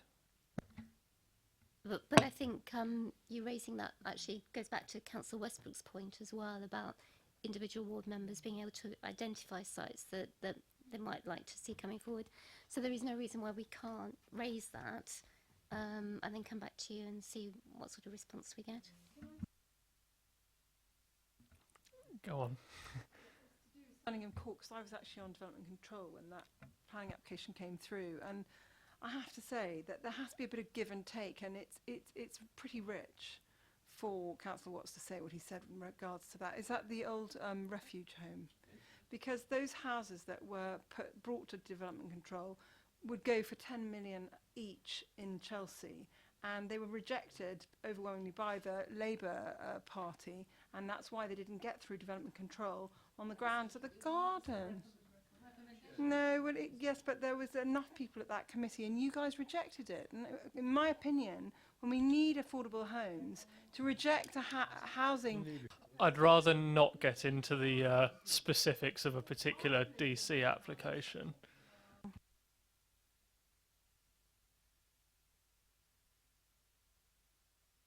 Councillor Watts, did you have another question? Oh, sorry, we have planning standards, and that application didn't make planning standards, and we want people, our residents, living in substandard accommodation. And we haven't got a Labour majority on DC, so I don't know how the Labour Party passed it on DC. I mean, you need to get your facts right first. Shall we move on? I have a long list of remaining speakers, just to run through them so that I make sure I've got everybody. I have Councillor Parker, Harvey, Rattigan, Cousins, and then James. So if we go to Councillor Parker next. I was nearly losing the will to live there. Sorry. Sorry? I didn't hear that. No, I doubt that it was. Chair, I did have quite a few questions down listed and in an order to ask them, but listening to the debate as it's gone along, some have been well covered, and now I've become a bit confused as to what I want to ask and in what order. But we had, at the start of the meeting, Councillor Westbrook speak and make a very good point, and that one which was also then picked up by the portfolio holder. In relation to, if I refer committee members to page 38 and paragraph 6.19, just to help, when Councillor Westbrook had finished speaking, and then linking what he had made reference to in relation to the two developments that had been progressed and being progressed. He then mentioned there was a Hampshire County Council building that's vacant. If I'm reading 619 of the report correctly, it sort of suggests that maybe it says an issue that needs to be considered in tandem is helping to ensure that developments in small areas are not developed in a piecemeal way, which to some extent has been picked up, but perhaps with a different view, from Councillor Laura James. I'm rather on the portfolio holder side here in regard to the fact that if there is an opportunity to achieve some housing, we should progress it. My one criticism of the council for many years, in far as my ward is concerned, that we're visioned out. We've got that many visions. We don't know which one we're referring to when we talk about something, and none of them have ever come to any fruition. The fact that we are achieving maybe some sort of net growth in units provided, I think is a positive, and in some sense, in the majority of cases, the issues of parking and leisure facility, open space, is picked up and dealt with through the qualified committee through development control. So I want to make sure that this paragraph here isn't necessarily promoting. It does say that, it goes on to say that the possibility that a master plan would be helpful. But I wouldn't want that to then cause the loss of any opportunities being gained. That's my one point. A question really is, what's going to come first here? Master plans, visions, or getting progressing sites that become available? Thank you. Councillor Mrs Reid. I think it's absolutely the opportunity. I think that comes first, taking that opportunity. And in terms of how that a small development fits in with the large development around it, that I think is where local members come in. So the examples that were given earlier of the local members working to offset worries about roads and access and parking can be done that way. So what we need is really early engagement with members when there are opportunities coming forward to help shape that and make sure that it is seen more holistically in a sort of a larger vision without having to work through a very detailed master plan, which, as you say, could mean that an opportunity is lost. Well, that's good to hear, because yes, as I say, he made that point, and we want to certainly ensure that that's how it operates as we go forward. Because the situation, when I hear about or read about the need to be able to plan, in our town central ward, we don't have that opportunity. And that's been brought about by this government's nonsensical permitted rights development, allowing the conversion of offices into residential units. By the end of the year, we will have possibly a total of now 1,500 flats developed as part of that legislation, pays no attention to the impact on infrastructure, no attention to the provision of health care, and we can do nothing about that. So to some extent this, I think, pales into insignificance in that sense. I'd like to, if ever there was any opportunity, and I do want to, if I can, for purposes of the webcam, endorse my colleagues' comment in relation to maybe lobbying as to our opposition to some of the content of these white papers. Let's consult and communicate. For what it's worth, at least somebody might get to know what's happening in the real world rather than what they want to do to achieve certain targets and so forth. I wanted to then just ask one other specific question, if I may, at this stage, and that's referring to a comment under item 4, page 24, which is addressing the need to understand the housing association's agenda, but specifically down towards the middle of this large paragraph makes reference again to the government's housing white paper of February 2017 and the housing association's enhanced status. And the question I want to ask is, what's changed? I know it was touched on by the presentation, which was very clear to follow, but there must be some more detail to that. And is that this enhanced status, in terms of this council trying to deliver its housing plan, is that a positive or a negative outcome?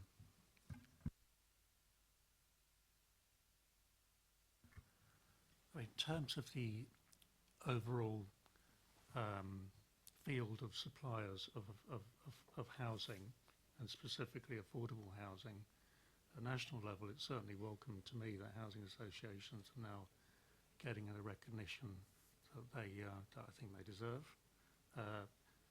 Past governments have been rather dependent on the private sector, haven't really delivered historically.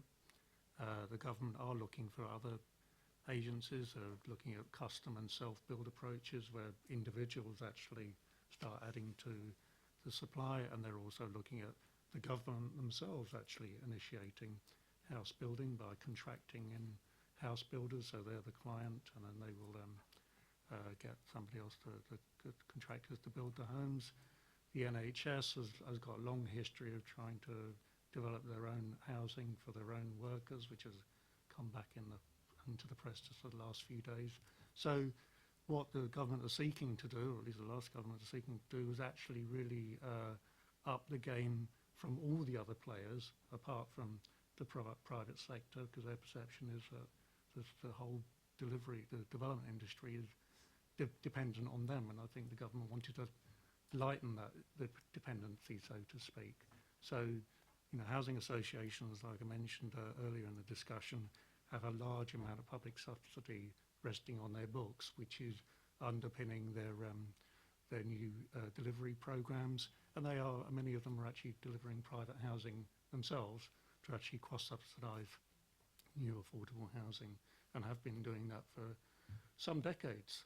But I think they've finally got the recognition that they think they deserve. They certainly have in London, and that reflection in the housing white paper is almost a place that they have been seeking to be for a number of years. I was certainly seeking that place when I was working in the National Housing Federation over 10 years ago, and don't say for a moment I contributed to it, but I'm very pleased that they've got that seat at the table.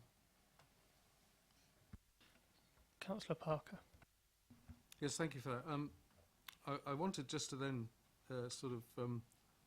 look further at the fact that this continues to say the government's focus continues to be on delivering more affordable housing for working households, which means housing associations will be looking to promote the delivery of shared ownership housing.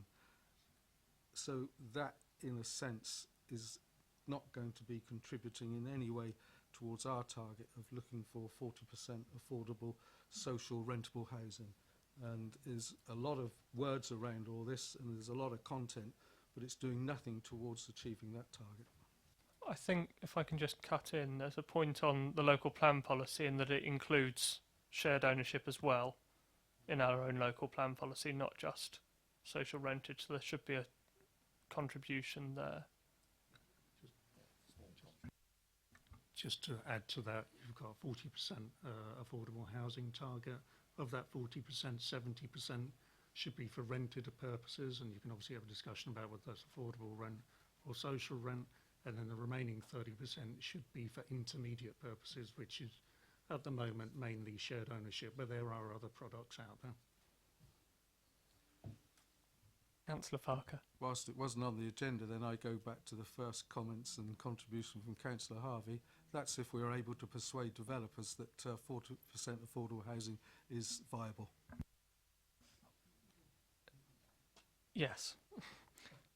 Councillor Harvey.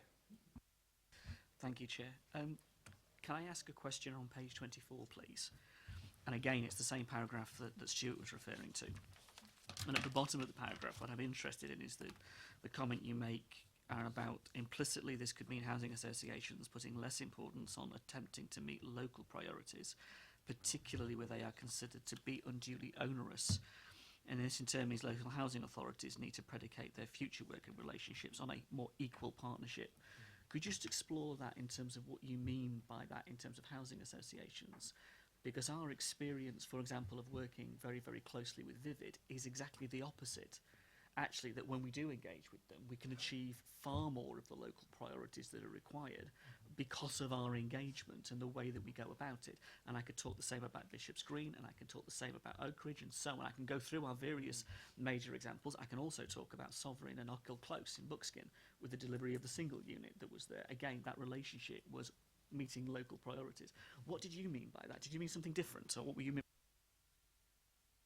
I mean, the point I was making there was around there's a number of organisations, the number of housing association players is reducing because numbers are collapsing into each other. Many are now kind of sub-regional, even super-regional in the way they operate. And logically, they'll focus towards where they can achieve their priorities. So if they find a particular local authority difficult to work with, well, they'll just go somewhere else. And I think, ultimately, they're focused more on numbers in my mind than they are in terms of actually trying to, be pally, to be perfectly honest, with certain local authorities which won't necessarily get their their objectives achieved in the short term. And housing associations are very focused on their development program, and if they don't feel like they're going to get a result with certain players, then they will go elsewhere. So there's an aspect of low-hanging fruit, I think, is what I'm alluding to. But as the organisations get larger and they have more and more relationships to nurture, they will go to the most beneficial relationships. Can I play headmaster and ask the chair if he'd like to share? Councillor Mrs Reid. I was actually asking for a comfort break, Councillor Harvey. There's notes passing backwards and forwards. Do you want to take the comfort break or not? We'll go for a little bit longer. If Okay. We'll finish the questions. The reason I'm asking the question that way, what I'm trying to understand is what we're actually talking about here. So far, the conversation in my mind has been apples and pears, because we're not talking about one kind of regeneration over another. This isn't a policy at the moment that talks about regeneration. This is a policy that picks an element of it and emphasises it and forgets the rest in some respects. And we will be fools, I think, if we go down that road solely. Because if we have an opportunity to develop a strategic piece of regeneration, we should seize it and we should take it. And they have presented themselves and we've been very good at them. And those development programmes from those same housing associations who have worked with us over many years are exactly where their mindsets are at. For that matter, it's where their development partners' mindsets are at. So the tripartite relationship between the council, developers and the housing associations are exactly where we should be having a conversation about regeneration, because that's the mechanism to bridge the monetary issues. We have an element of pump priming that we are quite able to do with our land and with our resources. We are an incredibly lucky council, and how we choose to use that money for our future good, for the residents of this borough, is a question to ask. So the pump priming element, and we've done wonders with that. That's how Oak Ridge was made available and achievable. That's how Bishop's Green was made achievable, because we pump primed it to enable those housing associations to come on board to do their job with another development partner. For example, ROK as was, and Hill Partnership as currently with New Horizons. And on each generation, they have learnt lessons. On each generation, the housing association has learnt lessons from before and moved it on and moved it on. And we should be doing the same. That then doesn't stop you doing the small stuff. We've been talking about doing Winkleberry for nearly 11 years. We were looking at it back as it has been on the agenda for years, and the Winkleberry Centre is absolutely critical, but it isn't the whole of Winkleberry. And if we're going to talk about Winkleberry, we should talk about it as the whole of the ward as much as we talk about Buckskin. And while the Winkleberry Centre might be absolutely critical, and of course we want it, as I say, we've been banging on about it for 11 years now, if we're going to bring it forward, that involves land assembly. That involves working with partners like Hampshire County Council. It involves working with a delivery partner like Vivid. It involves a financial element to make. All of that is part of a much broader regeneration strategy. And we had all those skills. We had those skills in this council. We had a really good regeneration team. And a number of those skills have now been lost, which is no disrespect to Kate and her team. I'm talking about Richard and the place-making element as much as the housing element. So my question to this is, where, in a sense, is all of this going if we're not actually talking about regeneration properly? This is apples and pears. And we're not actually addressing the actual nub of this, which is how do we get it in a far stronger, broader, better context for the reality of some really best practice. I mean, there's some really cracking stuff going on around the country that we could be. Heart are doing it next door. They are delivering socially rented units in a brownfield site in the middle of Fleet so that they can deliver it on the basis of their needs with a housing association. We have some really good examples going on. Winchester are doing it. They're building socially rented housing. A Conservative council. Labour councils are doing it. Liberal councils are doing it. It isn't about the politics. It's about the will. And I just wish I saw more of it in this than I do at the moment. Thank you. Councillor Mrs Reid. We would certainly take any strategic opportunity that came forward, including a large-scale one, if that were possible, if it did come forward. In terms of Winkleberry, yes, the potential partners are HCC. We have them. We can put in as Vivid as well, and we are having those conversations. I can't promise that it's got to a sort of finalisation stage anywhere near at the moment. We're certainly having those conversations.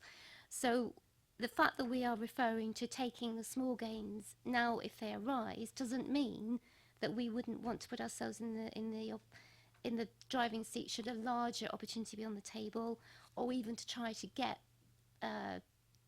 partners to the table to discuss that.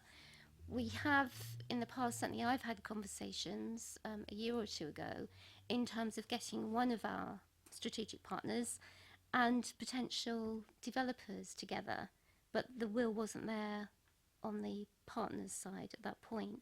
But we can still keep pushing it, and absolutely it's important to keep looking at the bigger strategic opportunities as well. So I don't want to mislead anybody by suggesting that this is ruling out those chances. It's not. If we can find them, if we can make it work, we absolutely will, and we are certainly prepared to put something into it from our side.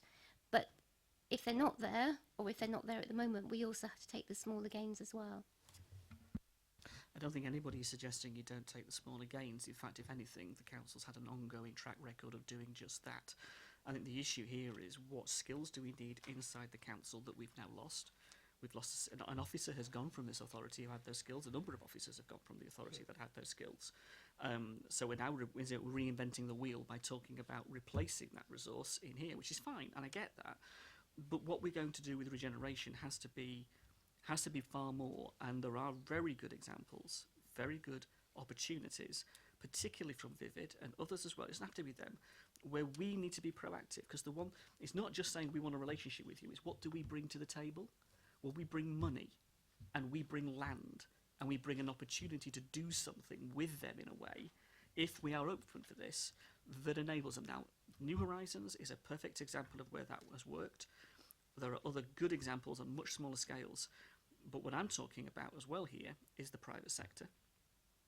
I'm also talking about where the overlap comes. For example, Oxford bringing in care homes to build 400 market units that then delivered 400 social units. There are so many different models. We shouldn't just pick one. We have to be intelligent enough and flexible enough to look at where each fits. And so just having a narrow, small is right here, grab it, take it, run for it and do it is fine, but you're then not dealing with the bigger picture. And that doesn't link to the local plan either, Chair. And I think we should pick up on that. The local plan is very specific and very clear when it talks about refurbishment or regeneration and placemaking.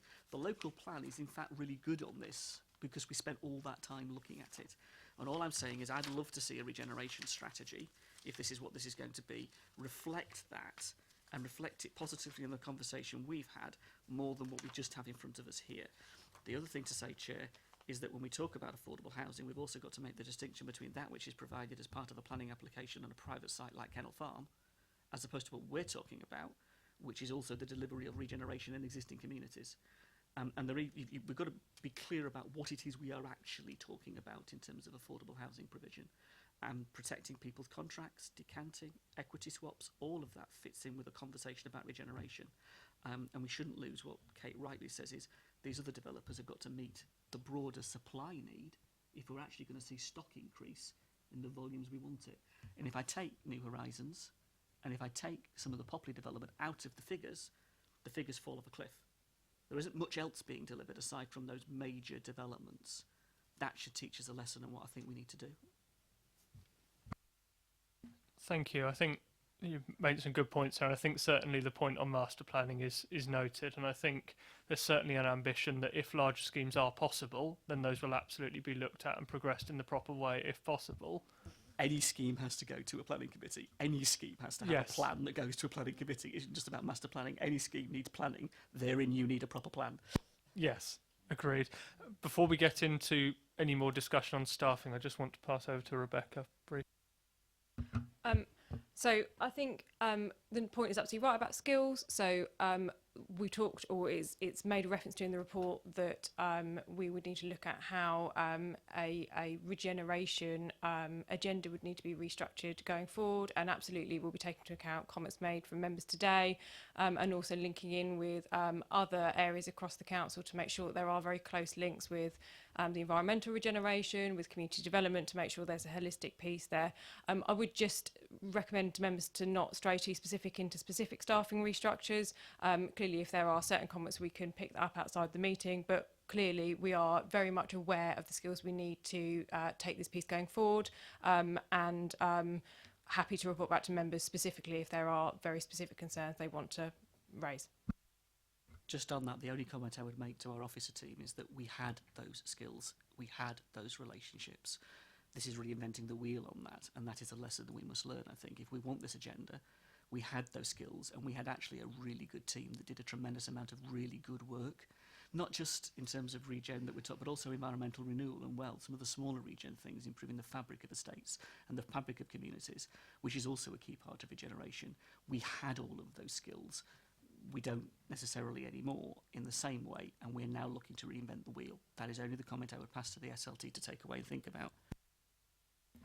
Thank you. Councillor Rattigan was next on my list.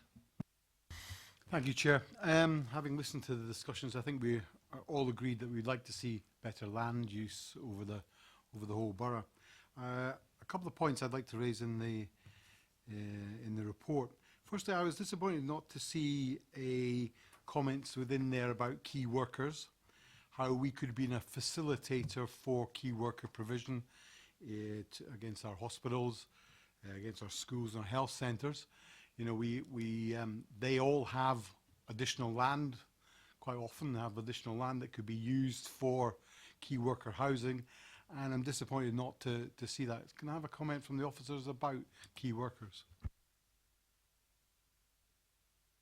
I think it's important to emphasise that this is a small, it's a piece of work within a broader piece of work in terms of the housing and homelessness strategy, which does recognise the need to deliver options for key workers amongst other groups. So I don't think it's ruling it out, and it's not absent for any reason other than that the broader housing strategy would reference those needs. But certainly in terms of interested land holdings and other public estate holdings and the need to ensure there are key workers for other public sector industries, by all means, you know, that is certainly part of the conversation that we're having with those stakeholders.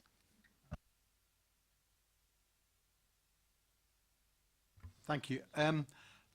We're talking about provision here, and I know that the traditional building of houses takes perhaps 6 months. There's no comments on this about prefabricated housing, no kits, no how quick deliveries can be made, because I think people are looking for a quality house, of course, but they're also looking for the security of having an address. It gives them an ability to get a job, schooling for their children, and it can be a quicker regeneration of housing stock rather than traditional build and under bricks and mortar schemes. So I'd like some comment on kit housing and how there might be quicker prefabricated housing. I've got it, thank you. Page 25, item 6, at the bottom, there's a sentence about modern methods of construction. So modular or custom build. Can you then give me sometimes how much quicker a delivery would be, or you know, it might not be 6 months to build a house, maybe 6 weeks, but is that not the sort of thing that, you know, people want to be housed? Once they're housed, they feel secure and get jobs and can become economically viable for the whole borough. Often the method of construction is just sort of the icing on the cake. It's the preliminary stuff about land identification and getting planning permission that actually takes the time in terms of development. But by all means, you know, our research and those of housing associations well onto quicker methods and more modular methods of delivery are ongoing, definitely. On that particular point, very briefly, Councillor Parker. Well, yes, thank you, Chair. It was really to endorse what Councillor Rattingan's raised, and the fact that it's the officers and the portfolio rightly point out that it is in paragraph 6. But my view on that, and was what I was put my hand up to speak to, was that it is rather like a passing shot as you leave the door. As it's worded, it merely says in tandem some consideration could be given.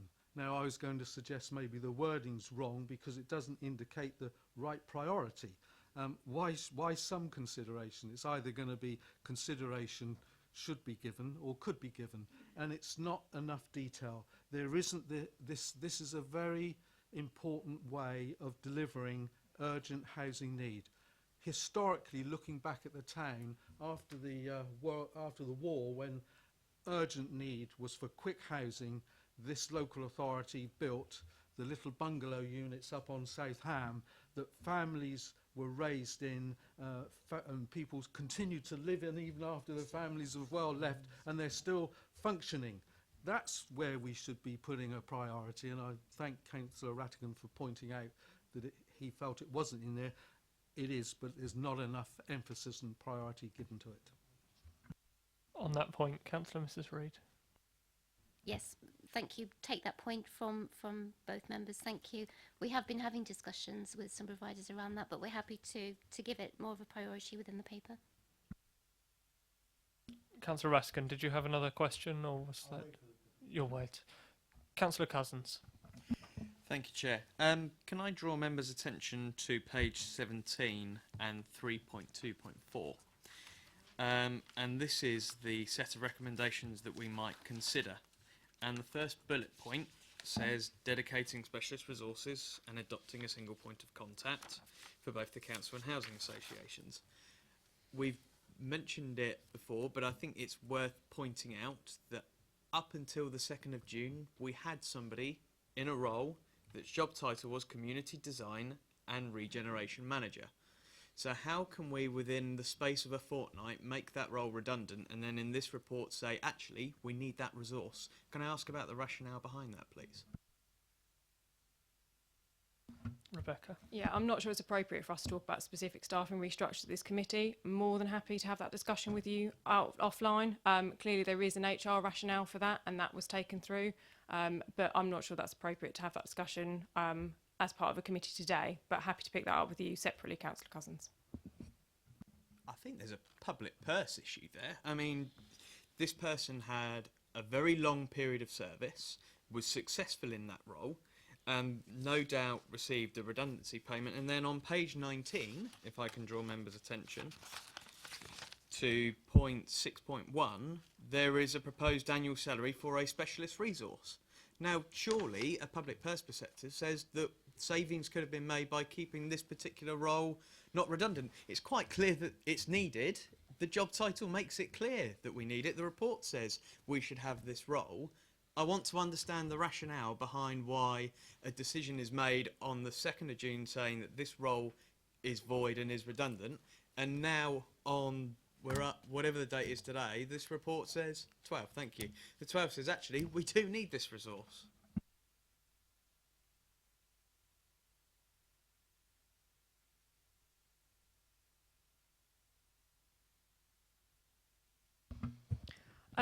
So I think there's a wider issue than just speaking about regeneration. So we're not talking about swapping one role for another, and I think it is more around a whole holistic picture about how we deliver those services.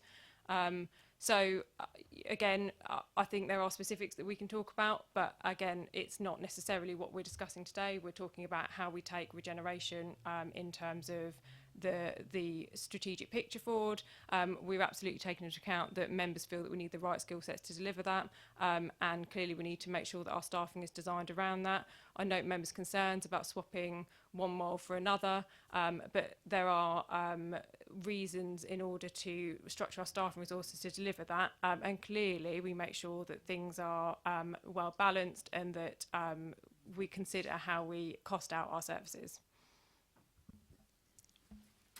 Okay. Let's leave it there. On a connected point, it's worth also noting that we've just appointed a new executive director who on their CV has got a good track record of regeneration. So is there not an argument that says we maybe hold off for a little second, let the new executive director who has got this expertise in regeneration come in and have a look at this and actually have a real good tear at it and say, right, this is what I think is good, this is what I think is bad, this is what we could change? Absolutely. So this hasn't been done in isolation of our new director. So the new director is starting in late August, and we're having pre-discussions, as you would expect, with the new director coming to the authority. He will be absolutely briefed on what's proposed in terms of going forward. He may well think that there are different ways of delivery, so we'll work with Victor as he comes in to make sure that his views are taken into account and that we put something in forward that meets what the council wants to do going forwards. Final question, Chair. Thank you. Can I ask how much this consultant's report cost, please? Kate, maybe? I don't have the figure with me, but I can give that in a written answer. Yes, I think Councillor Cousins would like that in a written answer. I'm conscious that we're at nearly 20 to 9, so we are going to take a brief comfort break until 8:45. Thank you.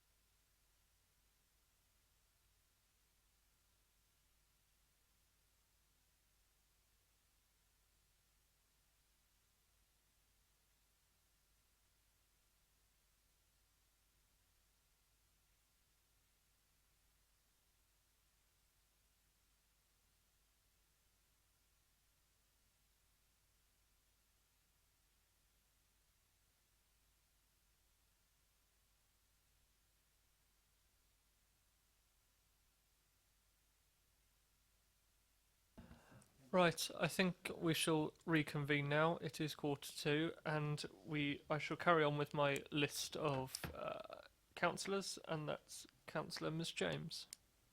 Thank you. One of the questions I had is in relation to ESPs, and how many ESPs have we funded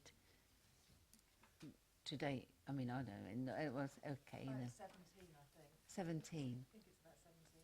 And have we got, given the housing associations funding for additional, you know, how much funding have they got to buy how many?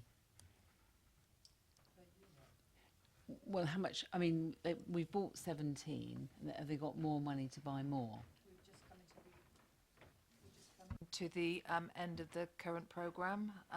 So I think I'll provide a written answer just to confirm the exact numbers, but we literally are just coming to the end of that particular programme. Why I ask is, when we give money to housing associations to buy this stock, and I raised it historically with Tracy Cole, there was no requirement on a housing association to buy in an area. So if we were thinking of regenerating Winkleberry Centre, it would be that you would say, this is the money to buy these houses, but could you have a focus on Winkleberry Centre and South Ham extension? But effectively there was no requirement to spend it anywhere. Do we now place a requirement on them to spend it in any area, or can they just go off and buy stock willy-nilly? The primary motivator behind the ESP programme was reducing the use of bed and breakfast. So rather than being particular and restricting the housing associations to particular areas, the key was on acquiring the properties within the timescale of the funding in order to reduce the pressure on bed and breakfast. So no, that wasn't one of the requirements. It just so happened that many of the properties, certainly that, because it was Sentinel that had the programme, they did actually pick up a lot of properties in the regeneration areas, but it wasn't a regeneration objective. It was around acquiring properties as quickly as possible, because if you stipulate the areas and the types of properties, it could double the length of the programme. But that's an example, but if we have a pot of money and there are lots of areas, because we've already talked about them tonight, there's masses of areas, we may not be able to achieve it, but if we say to them primarily, the focus is, can you focus on these areas? Because longer term, obviously, if the problem is that we have stock that's owner occupied, or if we can buy that back, and it may take us 30 years, it may take us 50 years, but if ultimately we want to be able to longer term regenerate these areas, because it may not be part of this regeneration strategy, but at some stage we're going to have to look at regenerating this stock because it's going to fall down. It may not be the focus, because the focus, and I really support ESPs, is to house people in temporary accommodation, but the byproduct is that you're buying up stock that you can regenerate in an area. Isn't that a good, shouldn't we be thinking about that? It's certainly a valid objective. What I would say in response is that the number of properties that you would be talking about in order to achieve that level of to redress the home ownership proportion in those areas would be high. We don't currently have an ESP programme based on keeping people out of bed and breakfast, because we've done other initiatives, particularly around the Joshua Tree and what have you. But if an ESP programme was being scoped, the potential for it to support regeneration objectives could certainly be considered. Can I also ask, in relation to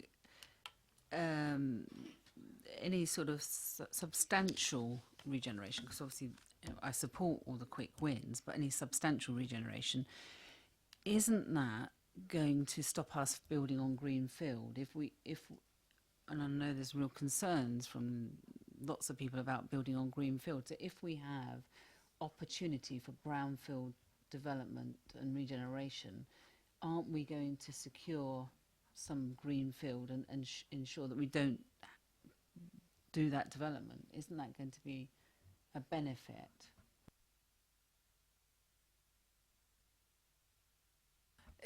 Is the question that in order, if we simply focus on regenerating existing brownfield sites, we wouldn't have a necessity for new 106 sites? Is that the question? Or The question is, we have a target to build so many units per year. If, and our local plan develops so many units, if we start to look at, as part of that, build into our local plan identifying regeneration sites, and it may take, 10 years to work up a site, but if we do that, it isn't as part of the local plan we're going to be protecting sites in Old Basing, we're going to be protecting sites in Chinham or Oakley. Isn't that what we're going to do? If we start to look at how we can improve areas, because it's going to benefit those people that are living in those areas, it's going to benefit the town, isn't that a good thing? Councillor Mrs. Reid. I think if you could wave a magic wand and make that happen, so that you only developed on brownfield sites, I'm sure that we'd all be very happy with that. We'd all want to protect the green fields closest to us, but I think the quantum that you would need in terms of regeneration space and brownfield sites to actually protect future green fields, if we make an assumption that we'll need to continue in the next local plan at the kind of rate we are now, which I think is a reasonable assumption, I cannot see us meeting that simply through regeneration and brownfields at all. Sorry, I think you misunderstood. I didn't say you would meet it completely through, but it's going to support that development of housing. I'm not saying you're going to meet it solely, but it's a bit like every aspect of the local plan. But if we have it as part of our local plan, which it isn't our local plan at the moment, and it's a focus of the local plan, if you look on page, where is it? So page 27, going across, at the bottom of page 27, going across into page 28, it's very clear there that it talks about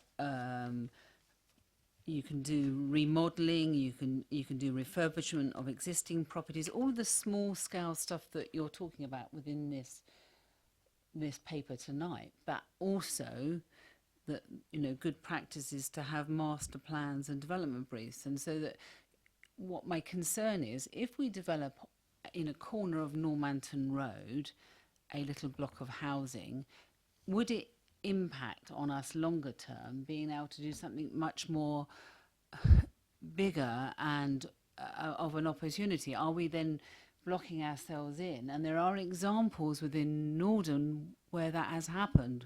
We have taken an area just recently and done that, and there was an opportunity to do something much bigger and develop more houses, enabling you to protect your green fields.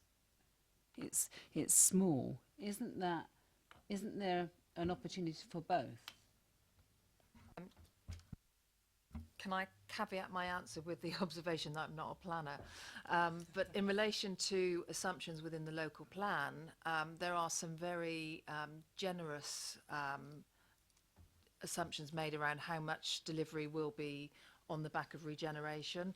But in addition to that, given the levels of development and the rates of delivery, I don't think a brownfield supply or an assumption that regeneration will supply all of that can be relied upon at all in order to make the...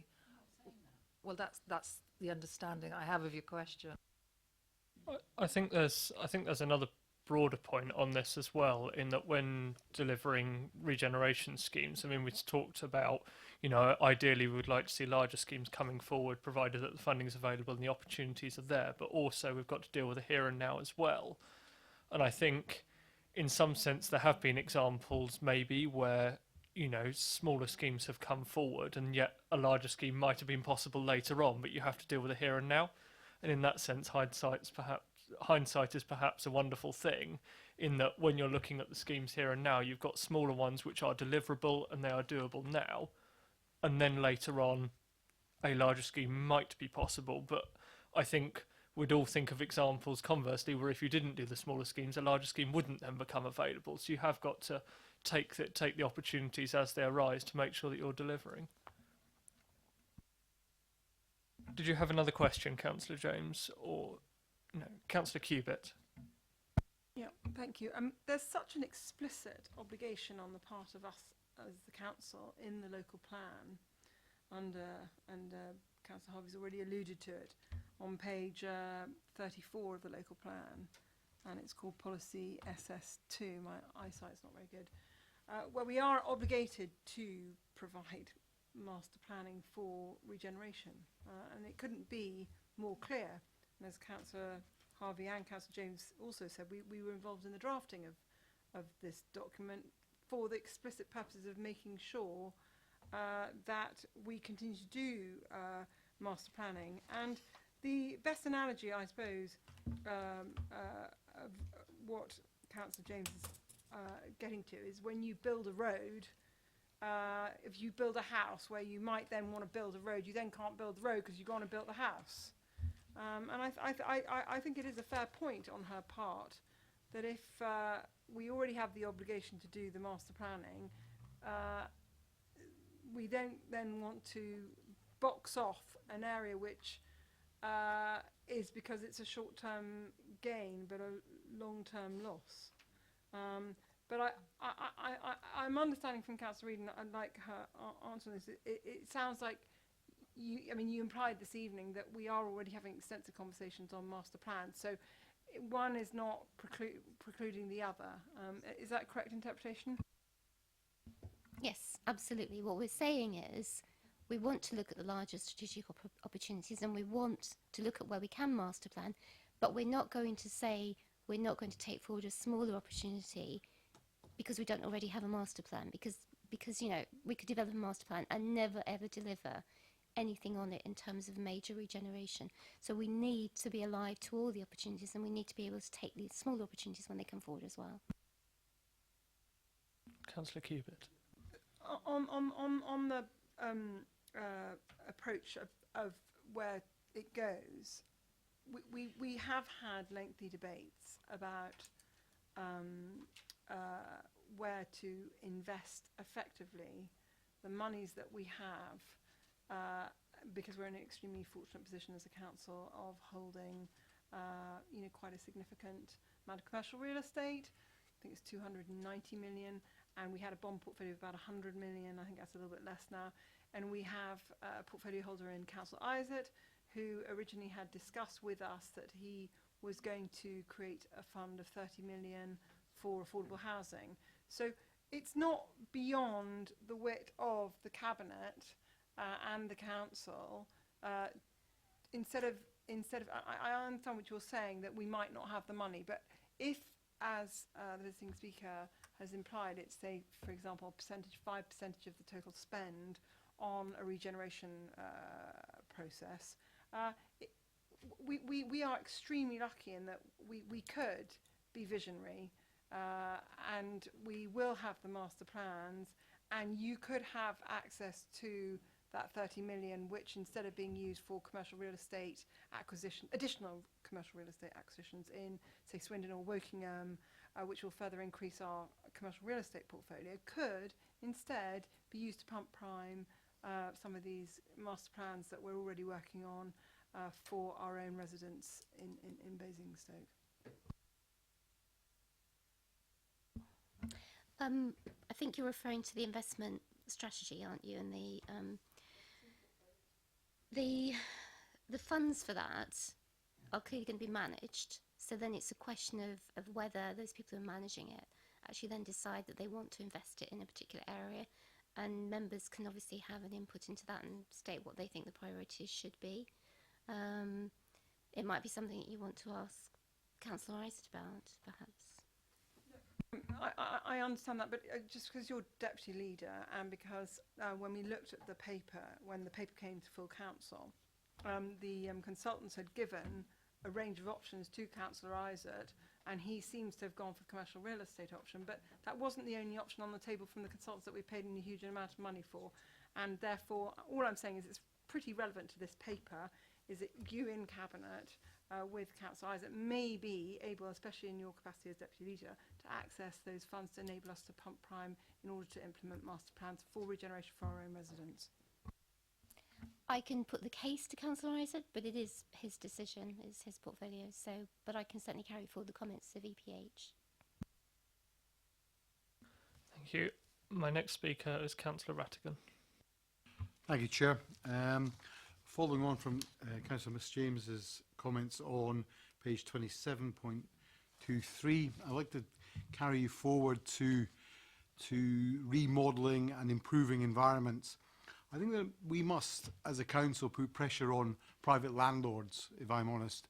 A lot of our residents live in private rented accommodation, and they must be forced, cajoled, suggested that they improve the environment that people are living in. If they're going to remodel and we're going to remodel to improve the environmental housing stock, then we must be able to put some pressure on private landlords. I am interested to find out what we as a council can do to move that forward, to put some pressure on them to improve the living environments for the people who live there.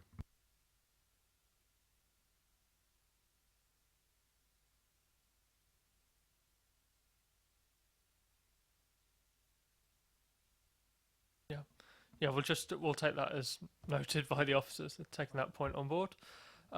Councillor Harvey is next on my list. Thank you, Chair. Just picking up the point in 6.1 of the main paper that talks about the post, could I just have some exploration of what we envisage the post being? If we're going to talk about creating the resource and involvement, what are we actually talking about? Can you set out a job description, if you like? And then secondly, it talks there about funded from savings identified in other areas. So what are we going to lose in order to fund this particular post? The job description will basically need to pick up on the actions that are recommended within the report in terms of setting out a strategy and developing a strategy to deliver regeneration and to move forward that dialogue and pursue opportunities with housing associations. It may well be, because this is quite a fluid discussion that we're having with housing associations, that you may actually look at a joint funded post, or it may be particularly around a particular area of the town. So we've not prescriptively sort of bottomed that out yet, because as Rebecca identified as well, there's conversations to be had with the incoming director, and given that he has expertise in that area as well. Sorry, what was the second part of the question? So we say here that we're going to fund from savings identified in other areas. So what are we going to save where in order to fund this particular post? That will be an issue for the forthcoming budget process to determine. Or I'll pass over to Rebecca. Well, I think the view really hasn't yet fully been formed in terms of what we actually would use to fund posts. Clearly, we need to be cognizant that there is a budget commitment, and we need to make sure that we balance. We're certainly not looking to lose skills somewhere else in the council in order to put a new post in place, but it really is about bringing together other areas to make sure that we are looking at regeneration as a whole. But at the moment, there's certainly been no decisions around any kind of staffing structures or any decisions in terms of budget process, only that we would make sure that our budgets are balanced and it's from within existing budgets. Okay, so can I ask for a future answer for this? Because obviously I'm not going to get that tonight. It does specifically state it would need to be funded from savings identified in other areas, and I think that's a question worth taking away and knowing, absolutely knowing, because of the impact on that. Admittedly, it's also part of what exists as the budget process, because they're savings as identified, rather than just the forward-looking process. We're saying we've identified, so there's a clarity there in that sense that needs to be had. The job description bit and what this person does, I think, is absolutely essential to the entire debate tonight. Either this person sits where, I don't know, under whose remit, I don't know. If it's to develop the strategy, that's one thing. If it's to take this paper forward, then I think there's some pretty serious questions we're raising tonight about the quality of the paper that's in front of us. So in the context of all of this, I'd like to know far more about what this person would be tasked with doing to achieve what we all may think regeneration means to us in this borough. And I don't have those answers yet, but I'd like to have them because you're approving a significant amount of expenditure for this council to employ somebody to do some work.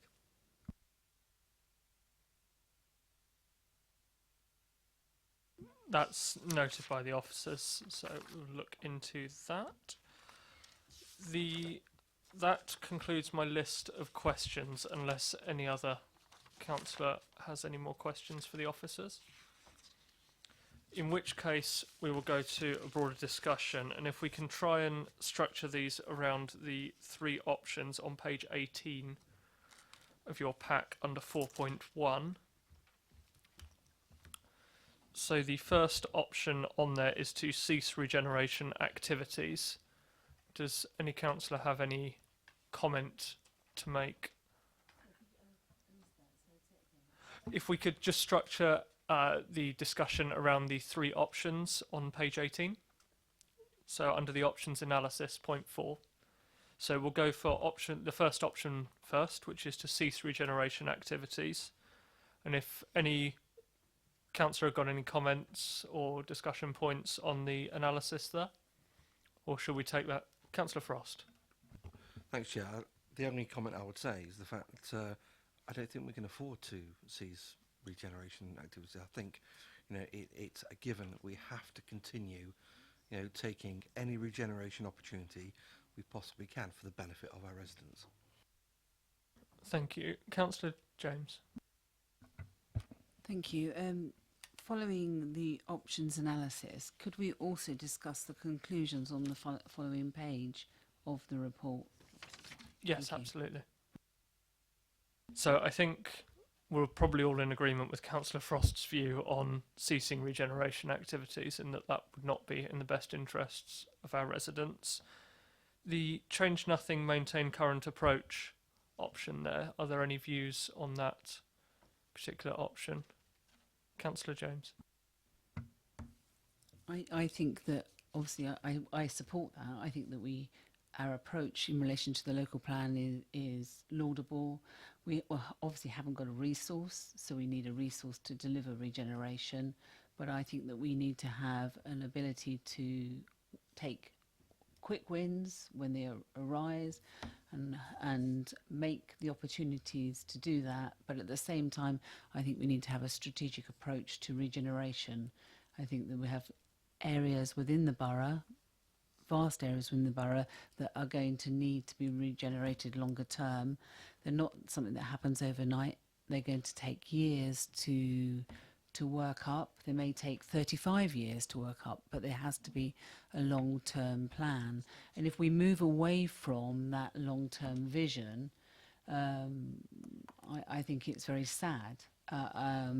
It's a lot of work that we've done over many years in relation to the neighbourhood renewal, and all of the partners have done that piece of work. But at the same time, of course, we should have quick wins, and wherever possible, we need to do that. But it's not one or the other. Thank you. Councillor Frost. Thank you, Chair.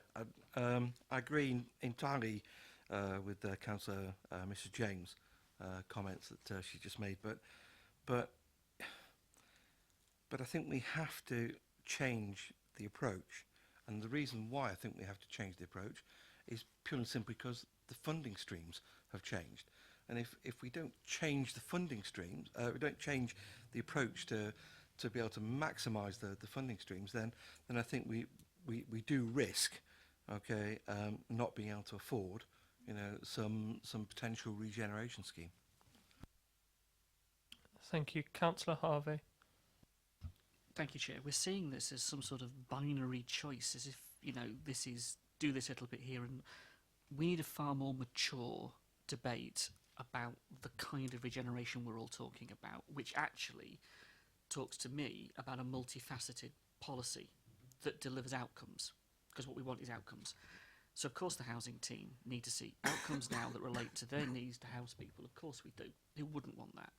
But we also need the longer regeneration element, the planning element, the environmental element, all of the elements that make up what would be a neighbourhood renewal strategy that picks up the arguments around different product, for example, modular design, all the way through to achieving effectively, a good quality product across the board.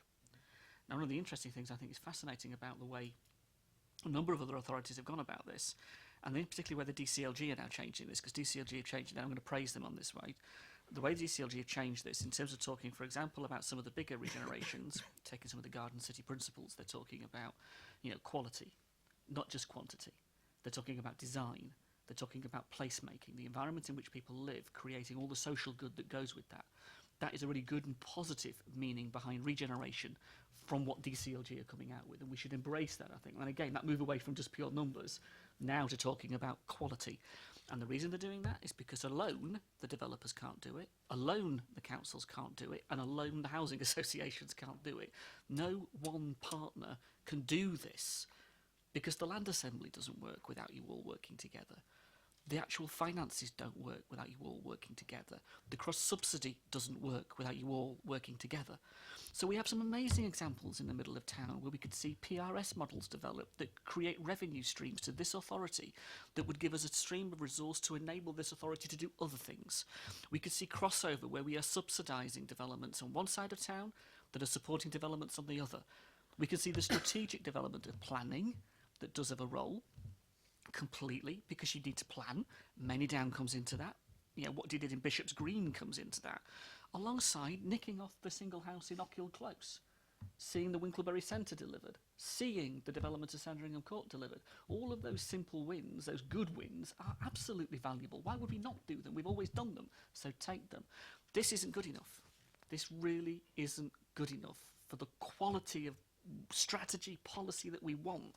We want more than this, and we should be. There are councils that are smaller than us, more cash-strapped than us, that are in far worse positions than us, that are doing far more than us.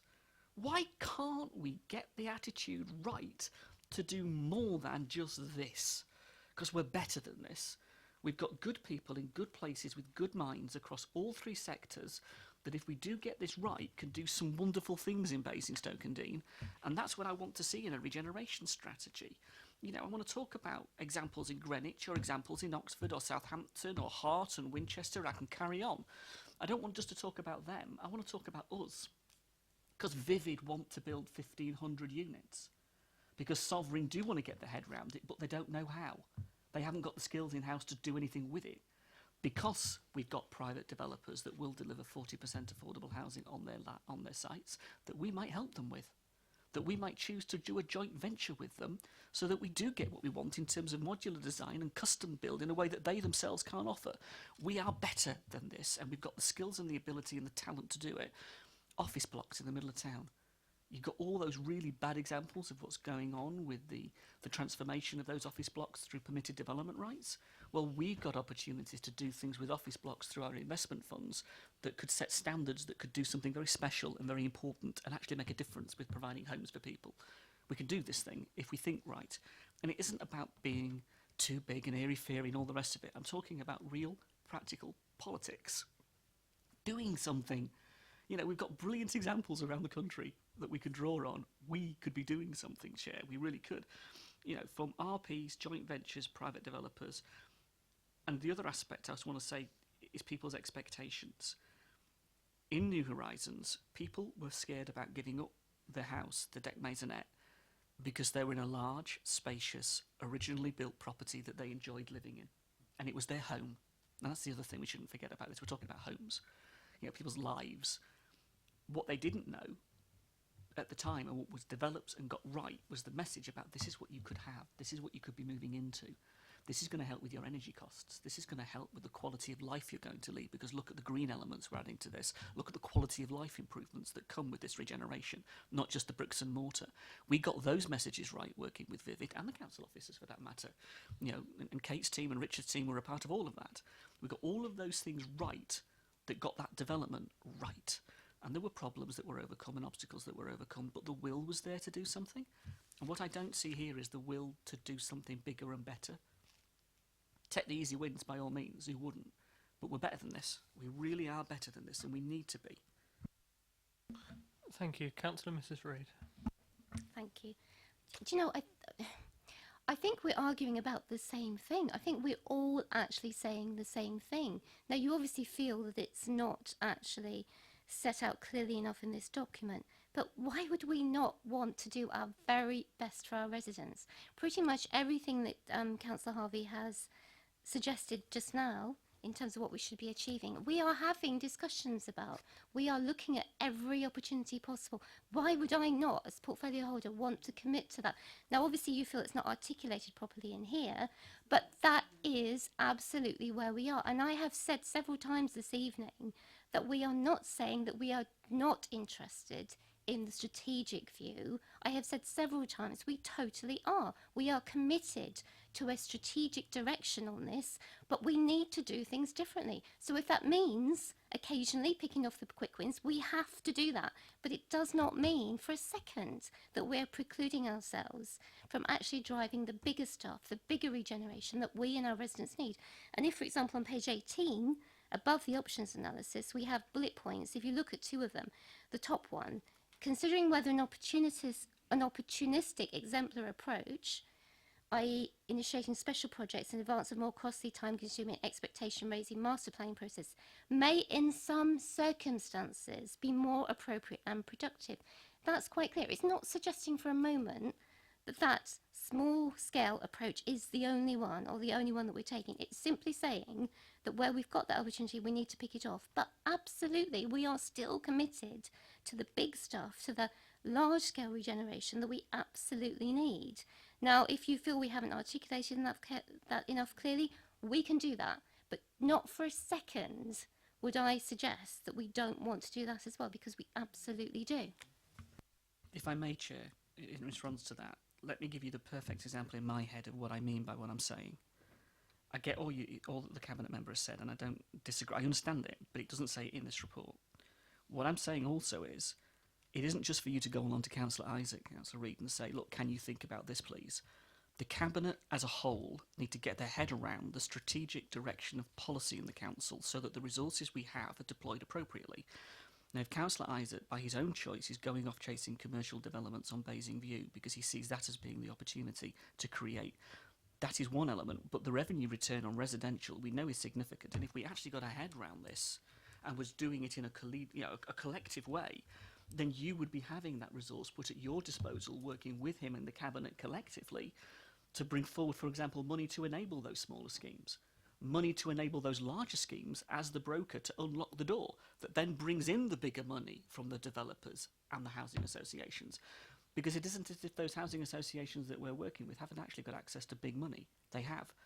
But they can't always unlock the door to the development on the sites because we have that ability, again, because of our land ownerships and our other relationships that we have. So what I'm asking for is not so much even in the sense of what you're saying. I'm saying we need to be better than that and say about the broader holistic approach. We've got 25 million as one example. There's lots of other pots that others have referred to that would give us that amazing opportunity to do something. And the flip side is we would get revenue from that. We would be looking at the business rate issue, the revenue side that would help our council going forward. It's not rocket science. Everybody else is doing it. Why aren't we? Why are we operating in silos? Councillor Rattigan. Thank you, Chair. I totally accept that we are all moving in the right direction. The portfolio holder is doing a great job on this, and certainly the officers are all trying to move us in the right direction. I just, for my own view, I'd like to see a précis of what you could do, a visionary, aspirational front page of 10 bullet points that we could direct our residents to, that would be our starting point and our visionary line on this. I mean, I just think we could do so much more. We're a great council. We've got good vision. We've been successful in the past. We can leverage our expertise with our officers and our money. And I think that a précis at the front of it saying this is what we want and this is the detail behind it, I think would have been a better report, and we would have come to a better decision. But the direction of travel, I think we're absolutely in the right place, and I think we need to adapt our approach, because things change, and we need to take different opportunities than were available to us in the past, where money was much easier and we had land and availability to do it. So we need to adapt our approach, but I think it should always be visionary and aspirational, and I hope that's how you see it. Thank you. So I think that leads me on to perhaps agreement around the adopting alternative approach. And I know Councillor Jones wanted to talk about the conclusions in the paper. So if there are any comments on the conclusions in the paper, perhaps I'll go to Councillor James first. I just want to pick up again. I just think it's a missed opportunity, this paper. It may be not your intention that it's a missed opportunity, but I think it's small, and I think we can be better than this, as Paul has said. I think I think the conclusions are that, and I think it's apologetic. I think you're apologising for, and I think it's about saying, we can do this, how can we do it?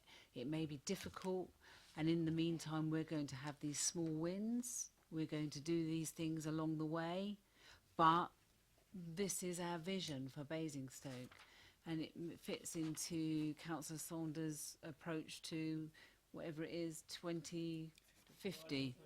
Yeah, I mean, you know, where does that fit into that agenda?